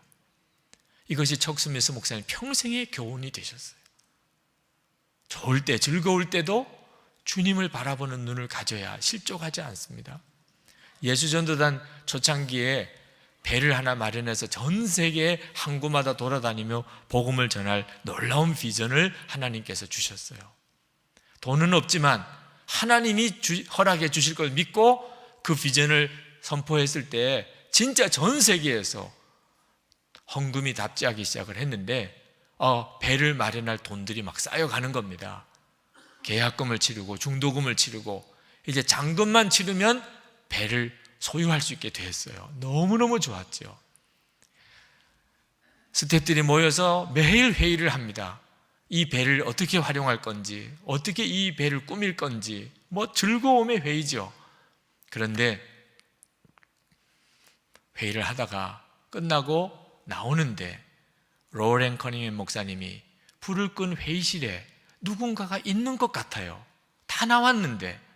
그래서 누군가하고 돌아보는데 저 구석 어두운 곳에 예수님께서 쓸쓸한 모습으로 서 계시는 환상을 순간적으로 봅니다. 아차 싶은 생각이 들었다는 거예요. 배가 마련되는 거, 헌금이 들어오는 것에 너무 흥분해서 그것 가지고 의논하고 회의하고 그리고 이 배를 꾸미고 이 배를 활용하는 계획을 세우는 게 너무 좋았는데 정작 그 모든 일의 중심이신 예수님은 오히려 그것 때문에 다 뒤로 밀어놓은 거예요. 예수님은 그 모든 일을 의논하고 진행하는 일에 예수님은 완전히 소외되신 거예요. 우리가 그렇게 하고 있었구나. 그날부터 모든 송금이 다 끊어지는 거예요. 마지막 잔금을 치를 수가 없게 되고 결국 그 모아둔 돈 OM 선교회에 보내고 거기서 배를 마련하게 되고 이 일이 예수전도단 그 이후 사역에 중요한 하나님의 교훈이 되었어요. 모든 일에 예수님을 바라보는 거죠. 성도 여러분, 마음의 풍랑이 일면, 다시 말하면 마음에 두려움이 오고 마음에 분노가 생기고 마음에 조급해지고 그러면 그때는 누누이 말씀을 드리지만 무슨 결정을 하면 안 됩니다. 도장 찍으면 안 되고 말하면 안 돼요. 그러면 반드시 후회할 일이 생깁니다. 그때는 무엇보다 먼저 무릎 꿇어야 돼요. 주님을 바라봐야 돼요. 왜 내 마음이 이런 상태가 되어 있는지 그것을 주님께 물어야 돼요. 주님께서 내 마음을 평안하게 해주시도록 주님께 구해야 합니다. 먼저 주님의 평안을 구해야 돼요. 인도네시아에 교회를 건축하는 일이 있었습니다. 선교비를 보내어서 그 참 신실하신 전도사님이 예배당 없는 마을에 예배당을 건축을 하는데 예배당을 다 지었다고 해서 봉헌 예배를 드리려고 이번 인도 선교팀처럼 선교팀을 우리가 조직해서 갔어요. 현지에 도착을 해보니까 우리가 생각하던 것과 상황이 달라요. 그 전도사님이 얼굴이 굉장히 어두워요. 예배당 공사 다 끝나고 봉헌 예배 드리는 날 왜 이렇게 얼굴이 어두운가 두려워하고 있어요. 그래서 상황을 알아보니까 그 마을에 있는 회교도들, 그것도 아주 열심히 있는 회교도들이 그날 봉헌 예배 때 다 오기로 했다는 겁니다. 근데 그게 왜 그렇게 두렵습니까? 그동안 예배당 건축할 때 그 마을 사람들이 다 와서 구경했다는 거예요.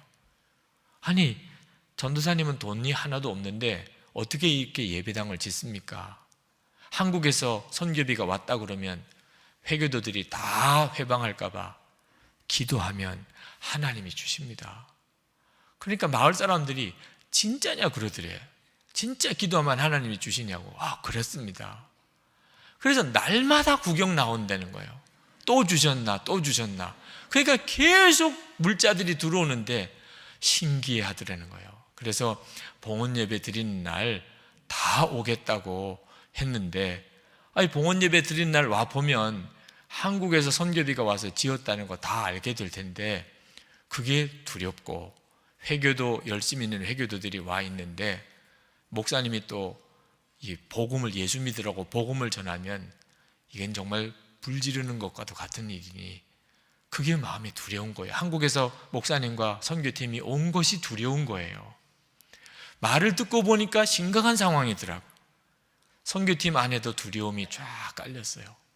워십팀 청년들이 같이 갔는데 연습을 하는 모습을 옆에서 보다가 두려워하는 것을 알았어요. 몇몇 청년들은 도무지 나갈 수가 없다고 마음이 너무 힘들어서, 그래서 전도사님이 붙들고 우리가 기도하자, 기도하고 하자 그러면서 하는 모습을 보니까 그 현지 교인들도 우리 선교팀도 다 두려움에 묶여 있는 것을 알았습니다. 설교 시간까지 한 3시간 남았어요. 하나님께 예배당에 들어가서 기도했습니다. 하나님, 여기까지 왔는데 복음 전하지 말아야 됩니까? 그러면 우리는 왜 온 겁니까? 하나님, 그러나 복음을 전하다가 더 상황이 어려워져서 이 예배당도 다 허물어지는 일이 생기면 이건 또 뭡니까? 근데 기도 중에 하나님이 제 마음에 하나님의 말씀을 주시는 거예요. 내가 이 마을에 있는 모든 회교도들도 너무나 사랑한다. 그 마음을 계속 기도 중에 주시는 거예요. 그리고 그것을 전하라. 내가 이들을 사랑한다는 것을 전하라. 그때 제 마음에, 그렇구나, 내가 할 일이 이 마을 사람들을 하나님이 사랑한다는 것을 전하는 것이 내가 할 일이구나. 그래서 마음이 너무나 편안해지고 다시 말씀을 정리를 했습니다. 그리고 예배 시간이 되었어요. 워십팀이 십자가 복음을 워십으로 보여주고, 그리고 제가 강단에 섰는데 정말 보니까 머리에 회교도들 모자를 쓴 남자분들도 상당히 많이 와 앉아 있었습니다. 그들 앞에 섰을 때 하나님이 주신 마음으로, 하나님 살아계시고 여러분을 사랑하십니다. 하나님 여러분 너무 사랑하시지만 여러분에게 그 사랑한다는 말을 전할 방법이 없어서 하나님께서 이곳에 예배당을 세워 예수님이 하나님의 사랑의 선물로 오신 것을 여러분에게 전하려고 하고, 우리들도 또 한국에 있는데 마음을 움직이셔서 여기까지 보내서 하나님 여러분 사랑한다는 고백을 전하게 하십니다. 여러분 모두가 다 하나님의 사랑을 알기를 원합니다. 말씀을 쭉 전하는 중에 얼굴이 다 풀어지는 것을 보았어요. 기쁨이 회중들 가운데 임하는 것을 보았어요. 하나님이 하시는구나. 그리고 설교가 끝나고 난 다음에 여러분 중에 혹시 정말 그 사랑의 하나님께 기도받고 싶으신 분, 하나님의 축복을 받고 싶으신 분 나오시라고 했더니 그 회교도 모자 쓰신 분들이 다 나오시는 거예요. 다 나오셨어요. 할렐루야. 성도 여러분, 아무리 어려운 일을 당했다 하더라도 여러분이 예수님을 바라보면서 마음의 평안을 누리게 되면, 그러면 그때부터 주님의 역사가 흘러나오게 됩니다. 하나님께서 놀라운 일을 시작하세요. 여러분의 마음에 예수님께서 주시는 평안이 하나님이 여러분에게 부으시는 모든 역사의 통로가 됩니다. 여러분의 마음이 분노하면, 그래서 화내지 마시라는 거예요. 싸우지 마시라는 겁니다. 여러분의 마음이 조급하면, 두려우면, 그러면 그것이 하나님의 역사를 제한합니다. 성령님의 역사를 제한하는 거예요. 그래서 마귀가 계속 그렇게 역사하는 겁니다. 사도 바울은 자기가 죽고 살 수도 있는 재판석에 섰지만 그 시간이 전도할 기회라고 여겨질 이런 담대함이 있었습니다. 주님을 바라보았기 때문이죠. 오늘 이 시간도 여러분 모두가 예수님의 놀라운 평안을 누리고 사시면서 만나는 사람마다 나같이 되세요. 여러분도 나같이 되실 수 있습니다. 그렇게 전도할 수 있게 되기를 축원합니다. 기도하십시다. 여러분, 오늘 이 시간에 여러분의 마음에, 심령에 주님이 그 놀라운 평안을 주실 것입니다. 여러분들은 예수 믿은 여러분들 안에 얼마나 놀라운 능력이 있다는 사실을 아마 잘 모르실 것입니다. 하나님께서 우리 예수 믿는 성도들 안에 세상을 구원하는 놀라운 능력을 주셨습니다. 믿어지지 않을 정도입니다. 오늘 본문 사도행전 27장에 걸쳐서 하나님께서 그 사실을 우리에게 아주 놀라우게 보여주고 계십니다. 사도 바울이 6번의 신문과 재판을 마친 다음에 그는 풀려날 수도 있었는데 가이사에게 재판을 받겠다고 그가 호소함으로 이제 로마로 가게 됩니다. 하나님께서 로마로 갈 것이라고 말씀을 하셨고, 또 사도 바울에게도 당대 세계의 중심이었던 로마에 꼭 복음을 전하고 싶었기 때문에 그는 비록 죄수의 몸이지만 로마로 가는 길에 풍랑을 만납니다.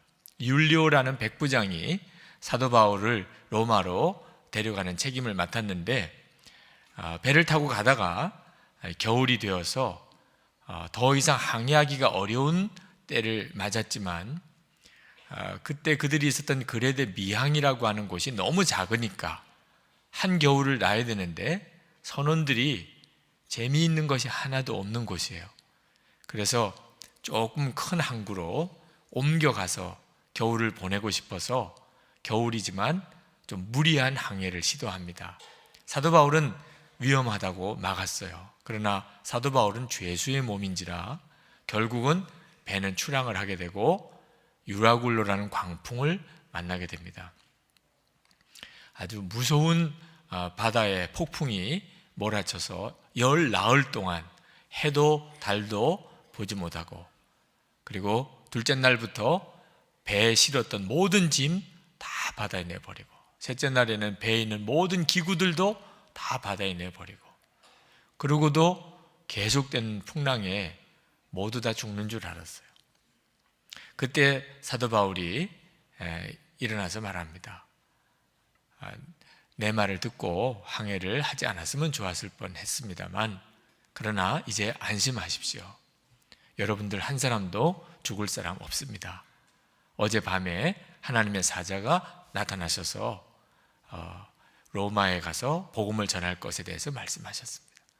여러분들을 다 제 손에 하나님 맡겨주신다고 했습니다. 그러니 두려워하지 마시고 안심하고 그동안 열 나흘 동안 아무것도 먹지 못했는데 음식을 드십시오. 그리고 사도 바울이 먼저 축사하고 음식을 먹고 다 음식을 먹었습니다.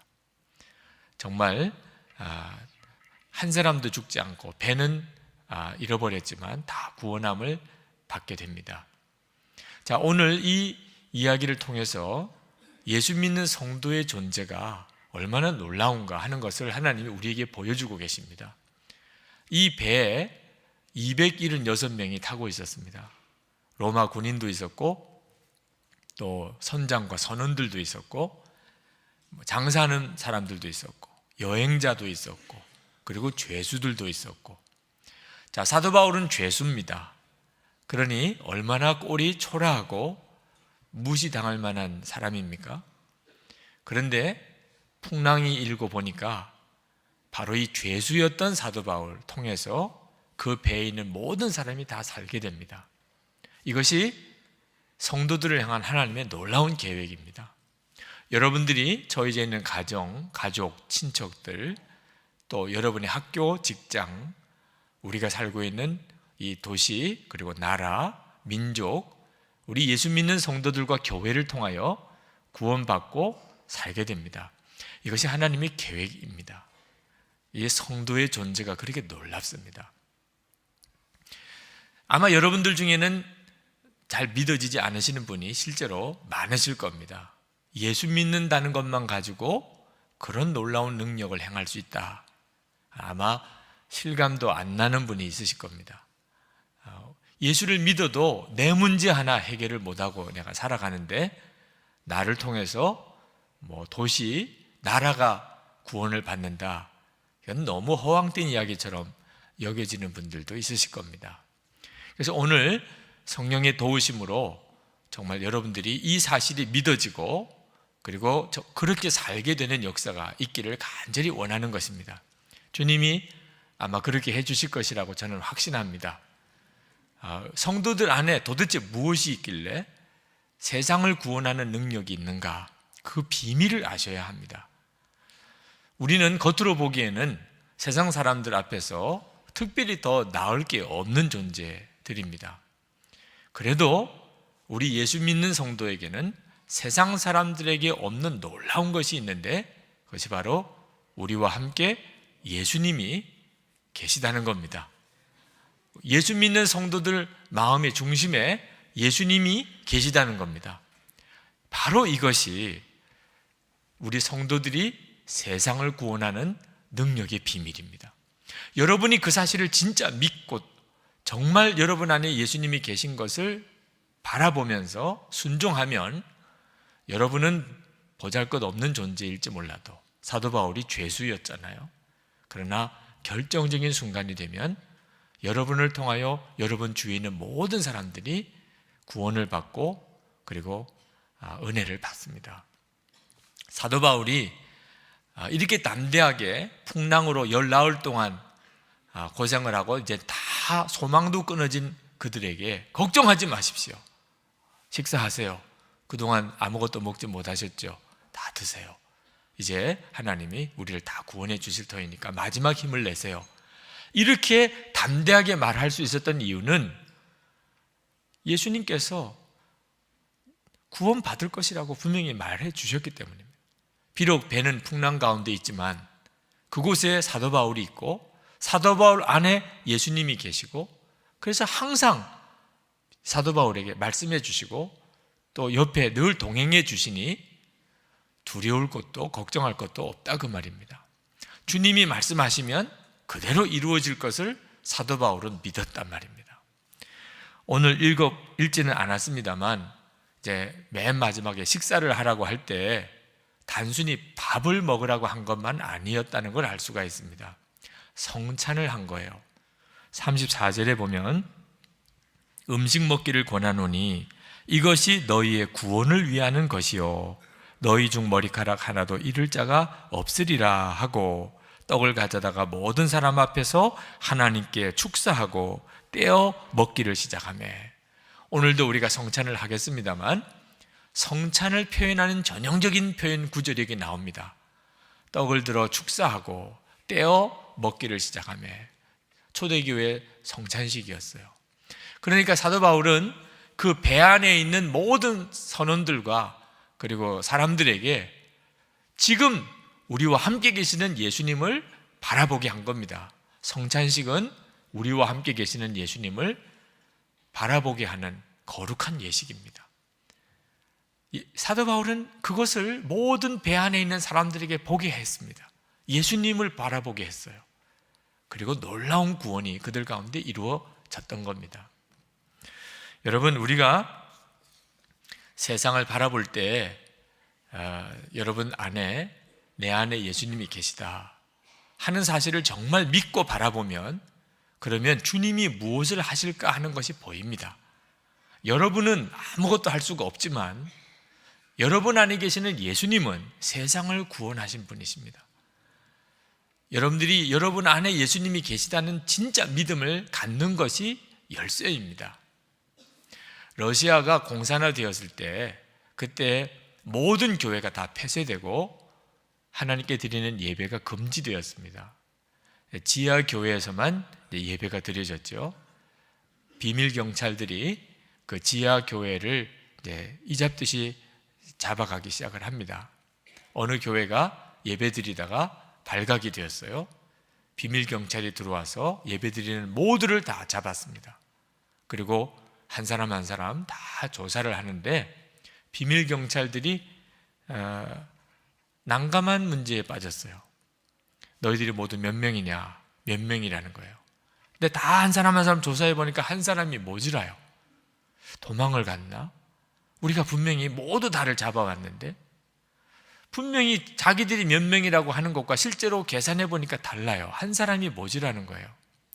도대체 이 사람이 어디로 갔나? 도대체 없어진 사람이 누구냐 하고 다 물어보니까 예수 그리스도예요.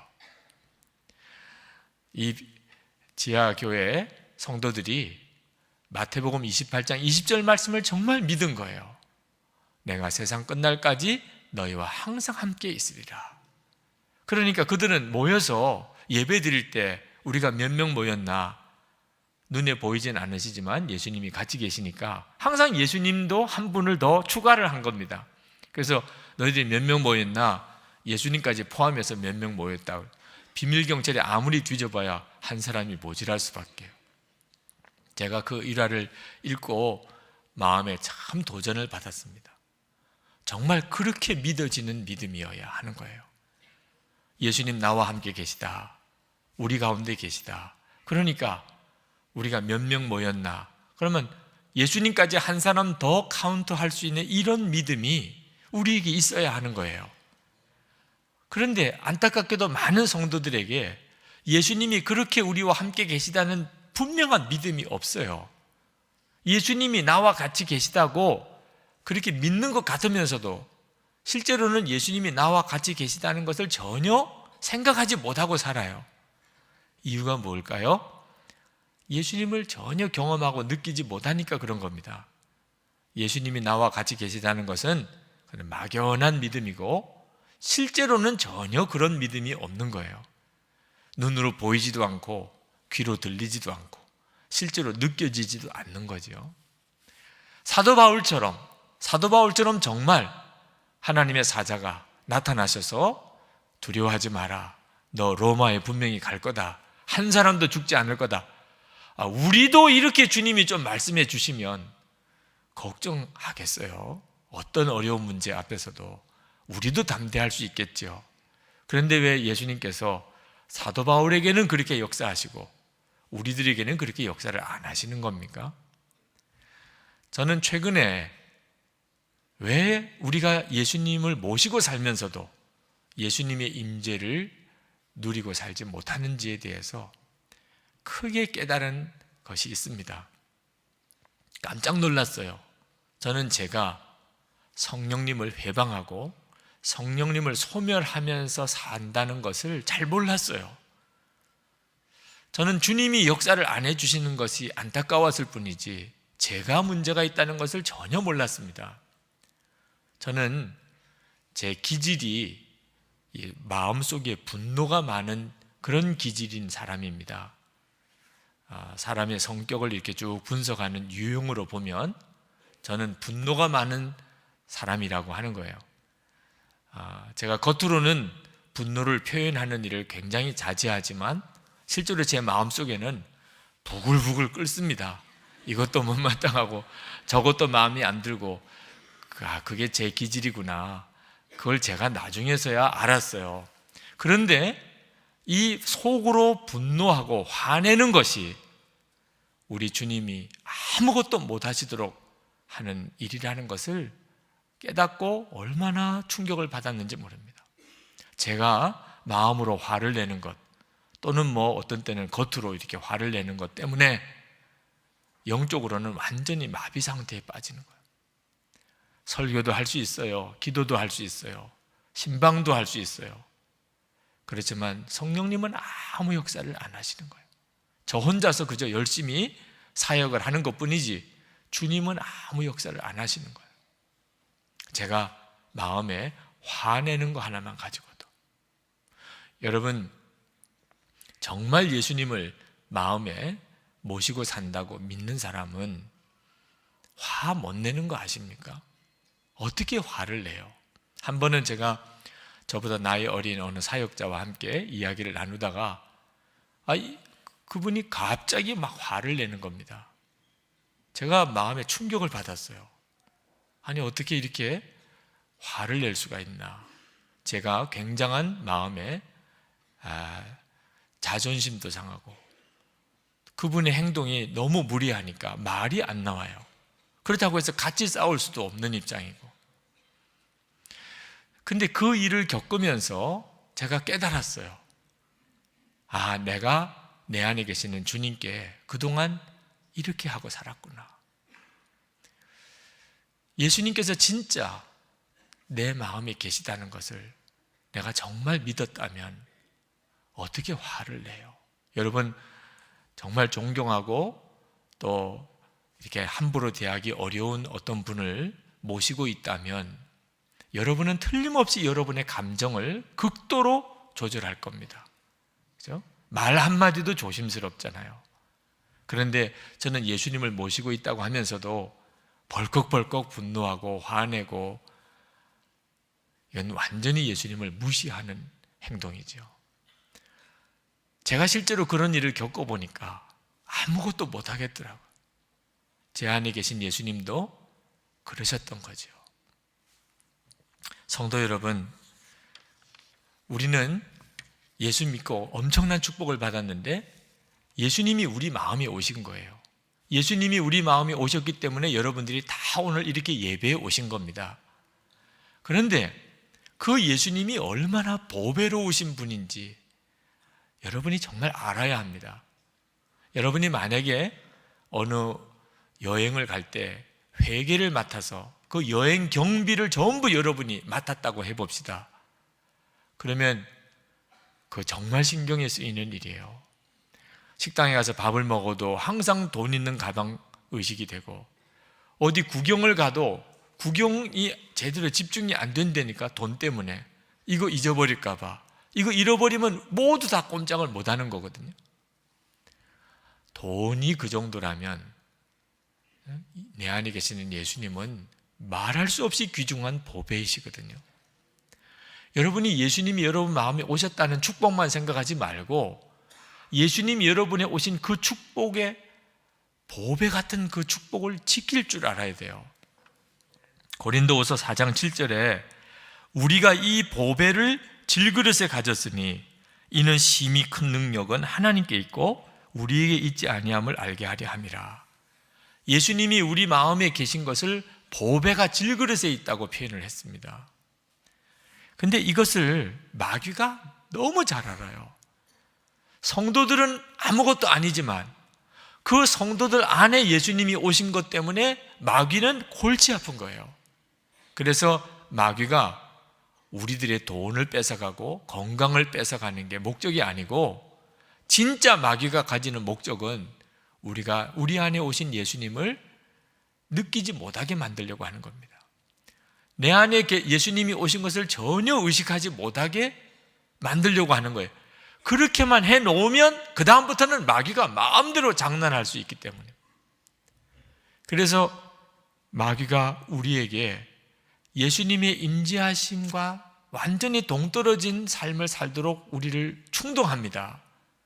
여러분이 여러분 안에 오신 예수님의 놀라우신 임재를 지키지 못하면 마귀에게 완전히 속는 것이에요. 아담 하와가 에덴 동산에서 하나님으로부터 무슨 말씀 들었느냐 하면 이 동산의 축복을 지키라고 말씀하셨어요. 왜? 마귀가 뺏어가려고 하니까. 창세기 2장 15절 여호와 하나님이 그 사람을 이끌어 에덴 동산에 두어 그것을 경작하며 지키게 하시고. 그런데 아담과 하와가 그걸 못했어요. 뱀의 유혹에 넘어가, 마귀의 유혹에 넘어가 선악과 따먹으면서 에덴 동산의 축복을 다 잃어버렸어요. 지금 예수 그리스도를 영접한 모든 그리스도인은 더 말할 것도 없어요. 예수님 우리 마음에 오셨어요. 이제 우리 마음 안에 에덴 동산이 이루어진 거예요. 그런데 이것을 지킬 줄 알아야 돼요. 잠언 4장 23절에 모든 지킬 만한 것 중에 더욱 내 마음을 지키라. 생명의 근원이 이에서 남이니라. 여러분의 마음을 지켜야 돼요. 예수님 모시고 사는 그 마음을 지켜야 돼요. 마귀는요, 우리의 감정을 충동질합니다. 그래서 벌컥 화를 내게 해요. 여러분이 화내고 나면 그 다음에는 주님의 임재를 거의 못 느껴요. 왜? 여러분이 주님을 무시해도 보통 무시한 게 아니거든요. 어떤 음란한 것, 눈길을 한번 이렇게 주는 것, 이것도 주님을 무시한 거예요. 주님이 내 마음에 계신데 어떻게 그렇게 할 수가 있어요? 세상의 욕심, 내 마음에 받아들이는 것. 여러분의 마음 정말 조심해야 돼요. 예수님이 내 마음에 계시다는 것을 정말 알고 마음의 감정, 생각 하나까지 조심하는 마음 갖지 못하면, 그러면 영적으로 완전히 무뎌져 버립니다. 우리가 예수님 앞에서 도무지 할 수 없는, 도무지 가질 수 없는 마음과 생각을 품고 말로 말하고 행동해 버리면 그 다음부터 주님은 가만히 계시게 돼요. 그때부터 우리는 영적으로 더 무뎌집니다. 예수 믿는 성도들 중에도 이 세상에서 악한 영들, 정말 무섭고 미혹이 많은 악한 영들과 이렇게 어울려 있는 삶에 전혀 문제가 없는 분들이 있으세요. 교회를 이렇게 나오면서도 또 놀기도 잘 놀아요. 하여튼 세상에 나가서 노는 데 있어서는 둘째 가라면 서러워. 잡기에 능하고 갈 때 안 갈 때 다 잘 다니는 분들, 그런 분들은 조심하셔야 돼요. 왜냐하면 여러분의 영적인 상태가 악하고 더러운 영들을 거의 느끼지 못하는 겁니다. 그러니까 좋은 거예요. 오히려 교회에 오는 것이 조금 더 부담스러워. 교회는 그냥 의무감 때문에 오는 거고, 진짜 마음이 원하는 것은 세상에 나가서 노는 거. 여러분, 이런 마음의 상태가 어떤 건지 아셔야 됩니다. 여러분은 이 세상의 영이 주는 아무런 어떤 느낌이 없는 거예요. 오히려 그 세상의 영이 좋은 거예요. 그런데 여러분이 주님의 임재를 알고 나면, 주님을 바라보는 눈이 뜨이고 나면 절대로 그렇게 못 삽니다. 세상이 흑암의 영, 더러움의 영, 얼마나 마음에 강하게 거부감으로 다가오는지 몰라요. 너무 불편해서 견딜 수가 없어요. 전에는 그렇게 좋기만 하던 것이, 전에는 그렇게 편하던 자리가 이제는 너무너무 괴로운 거예요. 그게 정상입니다. 주님을 바라보는 눈이 열린 사람은 세상과 절대로 병행해서 살지 못합니다. 세상에서 완전히 벗어나서 살 수도 없지만 이 세상의 더럽고 악하고 흑암의 영들에 대해서 너무 예민하게 느껴지니까 고통스러워요. 아무거나 못 봅니다. 아무 자리나 못 가요. 담배, 돈 주고 피라고 해도 싫어요. 더럽고 음란한 것에 대해서 여러분은 어떤 느낌이십니까? 지옥을 경험하는 것 같으십니까? 그러면 주님을 바라보는 눈이 열린 사람이에요. 주님의 임재하심 속에 있는 사람입니다. 그러나 더럽고 어두움의 영들이 별로 그렇게 강하게 내 마음에 고통스럽지 않다면 한 가지 이유, 주님의 임재를 거의 놓치고 사는 겁니다. 영적으로 완전히 무뎌진 상태에 있는 거예요. 이유는 뭐죠? 예수님 내 마음에 계신 것을 전혀 의식하지 않고 살았기 때문입니다. 사사기에 보면은 이스라엘 백성들이 하나님으로부터 징계를 많이 당합니다. 이방인들로 인하여 고통을 겪어요. 이유는 하나입니다. 하나님의 목전에, 여호와의 목전에 악을 행하였음에. 사사기 전체에 계속 반복해서 나오는 이야기입니다. 그들이 여호와의 목전에서 악을 행하였음에. 이스라엘 백성들은 하나님의 목전에서 악을 행한다는 의식이 전혀 없었어요. 여호와의 목전에서 악을 행한다. 성전에서 죄를 지었다는 말입니까? 거룩한 산에 올라가서 죄를 지었다는 말이에요? 그들의 일상생활 속에서 그냥 아무렇지도 않게 죄를 짓고 사는 거예요. 하나님이 어디서나 보고 계시다는 것에 대해서 믿지도 않았기 때문에, 자기들이 말하고 행동하는 것을 하나님이 언제나 보고 계시다는 것을 전혀 믿지 않았기 때문에 그들은 그렇게 살았어요.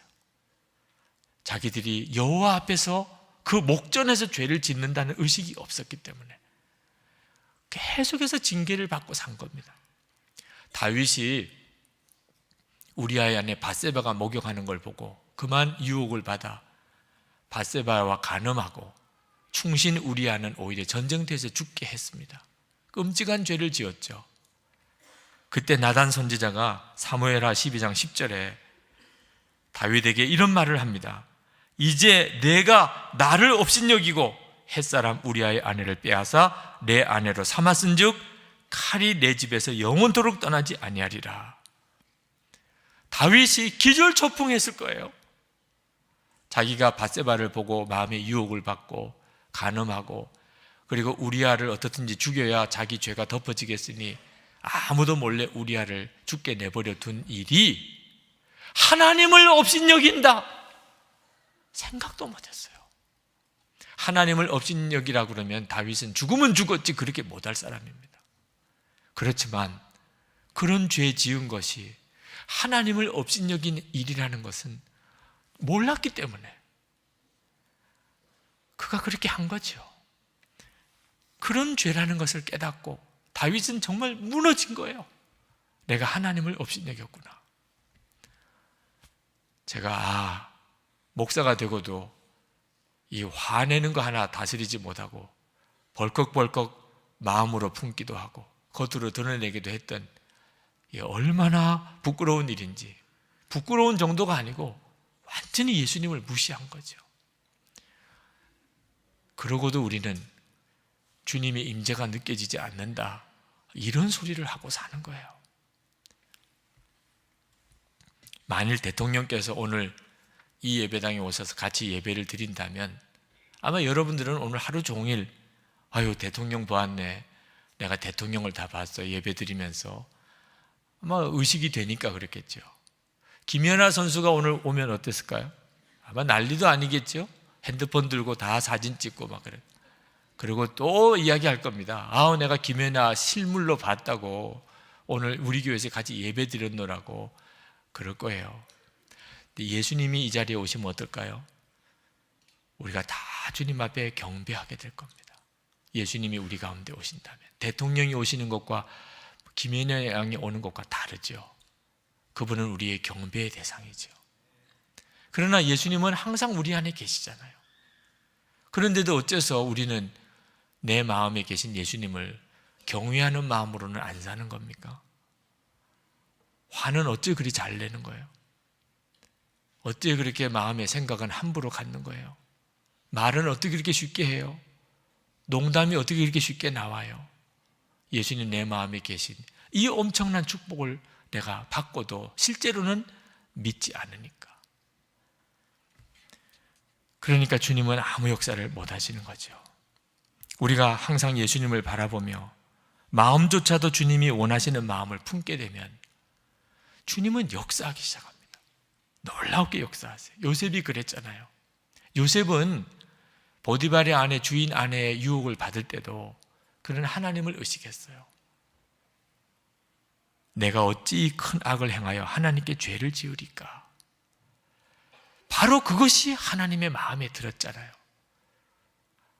그래서 요셉은 모든 사람을 구원하는 사람이 되었습니다. 아직도 여러분 중에 항상 예수님이 여러분 안에 계신 것이 솔직히 마음에 부담스러운 분, 야 그러면 나는 이제 재미는 끝났네, 세상 낙이 이제 다 사라졌네, 이런 정도 수준밖에 생각 못 하시는 분들은 주님이 조용히 물러나십니다. 여러분이 그렇게 마음을 가지신다면 그러면 너가 원하는 대로 한번 살아봐라, 내버려 두신다고 로마서 1장에서는 말씀하셨어요. 그러면 어떻게 살게 되는 줄 아십니까? 우리 주님이 나를 사로잡지 못하시면 그러면 세상의 영이 나를 사로잡아요. 돈 버는 거 하나 가지고 일생을 망친 사람 많습니다. 명예욕이 뭔지 그것에 사로잡혀서 십수년을 인생을 망친 사람 많습니다. 연애하는 감정에 사로잡혀서 정말 바보같이 비참한 인생을 산 사람 많습니다. 나중에 나이 들어서 깨닫고 그리고는 두 손 들고 옵니다 이러고 오는 사람들 많아요. 정신 차리셔야 돼요. 주님은 위대한 능력자이시지만 우리가 주님을 무시하면 아무 일도 하지 못하십니다. 우리가 그분을 소멸시키는 거죠. 기도를 해도 응답이 없고 예배를 드려도 감동이 없고 주님의 임재하심은 전혀 느끼지 못한 채 그렇게 형식적으로만 예수 믿다가 끝나는 사람 돼버리고 말아요. 그러나 여러분이 진짜 예수님 나와 같이 계시지, 너무 감사합니다 주님, 제가 이제부터는 화내는 것도 조심할 거예요. 이제부터는 공상 하나도, 헛된 상상 하나도 제가 주님 원하지 않으면 안 할게요. 말 한마디, 농담 하나 다 이제부터는 조심할게요. 주님 모시고 사는 것이 너무 기뻐서, 너무 감사해서, 이것이 내 능력이고 이게 가장 큰 축복이니까. 그러면서 그 주님이 하자는 대로 여러분의 순종에 가기 시작하면, 그러면 놀라운 일들이 일어나기 시작해요. 여러분 안에 계신 예수님은 반드시 드러나기를 원하십니다. 여러분만 구원받는 게 아닙니다.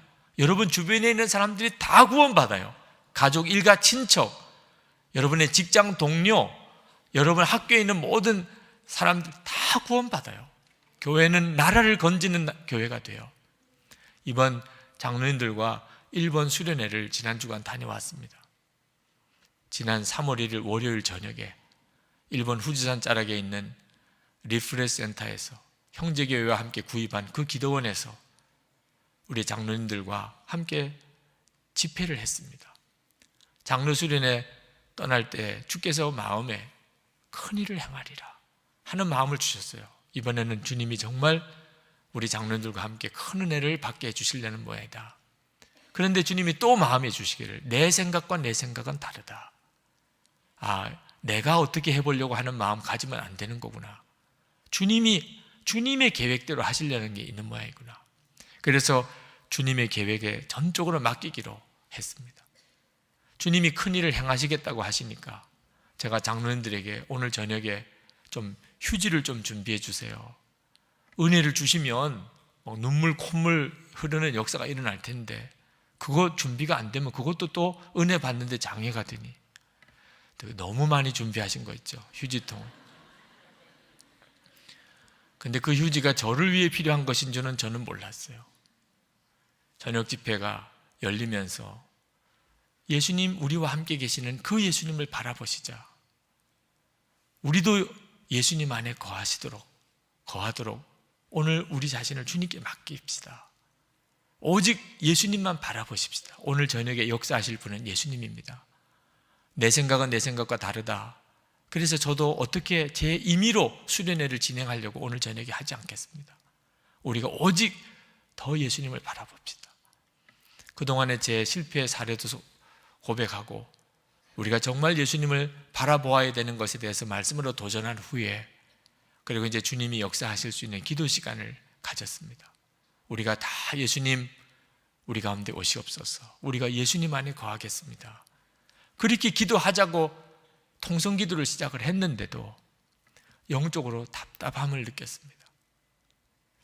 장로님, 권사님들이 열심히 기도를 해주셨지만 우리 마음으로 간절히 기도하는 거지 주님이 역사하신다는 것을 아직도 느낄 수가 없었어요. 근데 그때 제 마음에 번개같이 주님이 주시는 말씀이 있다고 느껴졌습니다. 너희들끼리에 막힌 것도 해결이 안 되면서 어떻게 나와의 관계만 해결되기를 원하느냐. 그렇구나. 우리들 안에 막힌 것이 혹시 있다면 이것부터 해결이 되어야, 그래야 주님과의 관계가 해결이 될 텐데, 우리들 사이에 막힌 건 해결 안 하고 주님의 은혜만 구하고 주님과의 관계만 해결해달라고 하니 주님이 역사할 수 없으시는 거구나.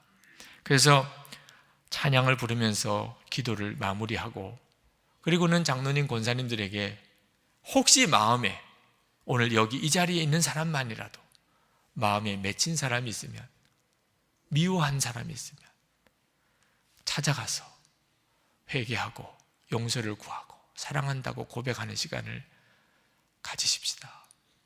근데 쉽지 않았어요. 저도 쉽지 않을 거라고 생각을 했습니다. 사실 미워했습니다. 용서해 주세요, 이런 말 하기가 어렵잖아요.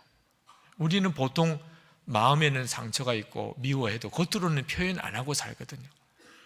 그런데 그날 찾아가서 미워했어요 그러면 다 들통나는 거잖아요. 나 미워했구나 이렇게 돼도 얼마나 힘들어요. 그냥 속으로만 묻어두고 아닌 것처럼 화기애매하게 이렇게 지내는 관계가 이젠 다 드러나면 그것도 불편하잖아요. 쉬운 일은 절대 아니라는 생각이 들었습니다. 한 5번 제가 요청을 드렸어요. 가만히 서서 누군가가 다가오도록 하지 마시고 여러분이 다가가시는 자가 되게 원합니다. 감사하게도 장로님, 권사님들이 그 일에 반응해 주셨어요. 찾아가서 손을 붙잡고 기도하시는 분들이 움직이기 시작을 하셨습니다. 제가 할 수 있는 것은 다예요. 주님이 말씀하신 대로 제가 할 수 있는 것은 전부였어요. 그리고 우리 다 같이 기도하십시다. 기도가 시작이 됐는데 갑자기 저에게 너무나 강력한 애통함이 밀려왔어요. 이건 어떤 힘이었어요. 너무너무 마음이 괴로운 거죠. 제가 장로님들에게 서로 맺힌 거, 사랑하지 못했던 거 용서하시라, 회개하시라고 했는데 제가 장로님들을 사실 말로만 사랑했지 진짜 주님의 마음으로 그렇게 사랑을 했나? 너무너무 마음에 애통한 마음이 밀려오는데 막 엉엉하고 통곡을 할 것 같아요. 하나님 용서해 주세요, 잘못했습니다. 근데 제가 마이크를 들고 기도회를 인도하는 입장에 있는데 제가 그렇게 통곡을 하면 이 기도회가 어떻게 될까? 너무너무 마음이 급해서 옆에 있는 휴지통에 휴지를 잔뜩 뽑아서 그것으로 얼굴을 감싸고 겨우 절제하고, 그리고 이제는 자유롭게 그냥 기도하시죠. 이제는 주님이 정말 하시도록 자유롭게 더 기도하십시다. 우리가 할 수 있는 건 다 했습니다. 몇 분 장로님, 권사님들이 기도를 받으시고 싶다고 나오셨습니다. 기도가 풀려지도록, 성령님이 역사하시도록 장로님, 권사님들에게 제가 기도를 해드리고 있는데 이렇게 왼쪽 편으로 쭉 앉으신 순서대로 기도를 하는데 오른쪽에 어느 한 장로님이 오셔서는 제 손을 탁 낚아채시는 거예요. 제 마음에 왜 이러시나, 이렇게 다 순서대로 기도해드리고 또 이렇게 갈 텐데 뭐가 이렇게 급하셔서 그러시나 하고 이렇게 그 장로님을 뵀는데 제 손을 잡고 당신 머리에다가 얹으시는 거예요. 꼭 잡고 어디 다른 데도 못 가도록 하죠. 제 마음에, 제 속에 그 장로님 안에 있는 그 간절함이 확 끼쳐오더라고요.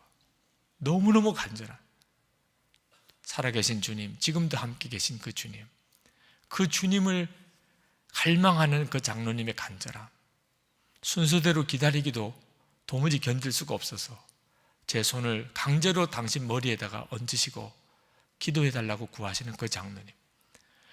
그래서 그 장로님의 그 간절함이 너무 안타까운 마음으로 기도를 시작하는데 다시 그 애통함이 밀려오는데 이전보다 몇 배가 강한 애통함이에요. 마음에서부터 이렇게 간절하신 장로님들을 위해 넌 뭐 했냐? 넌 그동안 말로만 사랑하지 한 번 제대로 내 마음으로 기도를 해봤냐? 그 장로님을 위해서 기도하는데 막 통곡이 터져 나오는데 손은 이미 붙잡혀 버렸고 도무지 절제가 안 되는 거예요. 두 손은 그 장로님 머리에 붙잡힌 채로 제 속에서 터져 나오는 통곡을 하면서 기도가 나오기 시작하는데 그건 이미 저가 아니더라고요. 제 안에 계신 주님이 정말 통곡하면서 우시는데, 그리고는 우리 모임 가운데 하나님의 불이 임했어요. 장로님들 안에 회개의 역사, 성령 안에 쓰러지심, 하나님의 놀라우신 말씀들, 정말 놀라운 불이 한 1시간 가까이를 우리 모두를 사로잡았어요. 2010년 3월 1일 일본에서의 우리 장로님들과의 놀라운 성령의 체험입니다. 그 다음 날 하나님이 역사하신 것들을 서로 간증하는데 정말 진심의 회개, 가로막혔던 것들이 다 무너지고 장로님 안에 마음의 변화, 지난 금요 성령 집회 때 찬양하라고 할 때 다 우리 장로님들과 나와서 찬양하게 되는 걸 보면서 정말 하나님의 성령이 우리 가운데 그렇게 임한 것을 알았어요. 얼마나 은혜를 많이 받았는지, 놀라운 체험을 했는지 돌아오면서 가능하면 우리 교인들에게 공적인 자리에서 간증 형태 말고는 우리가 무슨 은혜를 받았는지 말하지 맙시다. 그랬다니까. 왜? 못 간 분들이 너무 속상할 거 아니겠어요? 여러분이 진짜 예수님께서 여러분 안에 계신 것을 믿고 그 주님께 마음으로부터 경외하고 그리고 그 주님께 정말 순종하기 시작하면, 그러면 여러분 안에 엄청난 능력으로 계시는 주님, 그분을 다 경험하게 돼요. 여러분의 개인, 가정, 여러분의 일터, 사업 다 뒤집어집니다. 주님이 하세요. 우리의 능력은 예수님 그분이십니다. 오늘 이 시간에도 여러분들이 정말 성찬을 받기 위해 기도하시면서 예수님, 제가 예수님 내 마음에 계신 걸 보배 중에 보배를 제가 여기겠습니다. 보석 잃어버리는 거 그건 아무것도 아닙니다. 돈 잃어버리는 거 아무것도 아닙니다. 주님, 예수님 제 마음에 계신 것, 제가 이걸 보배 중에 보배를 여기고 이제부터는 내가 혈기 하나, 화내는 거 하나 주님 앞에 다 다스리시겠습니다. 주님을 경외함으로 살겠습니다. 주님께 이제 순종하고 살겠습니다.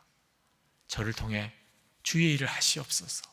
사람들에게 하나님의 살아계심을 드러내 보여주옵소서. 오늘 이렇게 기도하시고 성찬을 받으시기 바랍니다. 이제 우리 성찬을 받겠습니다. 기도하겠습니다. 다 같이 통성으로 기도하겠습니다.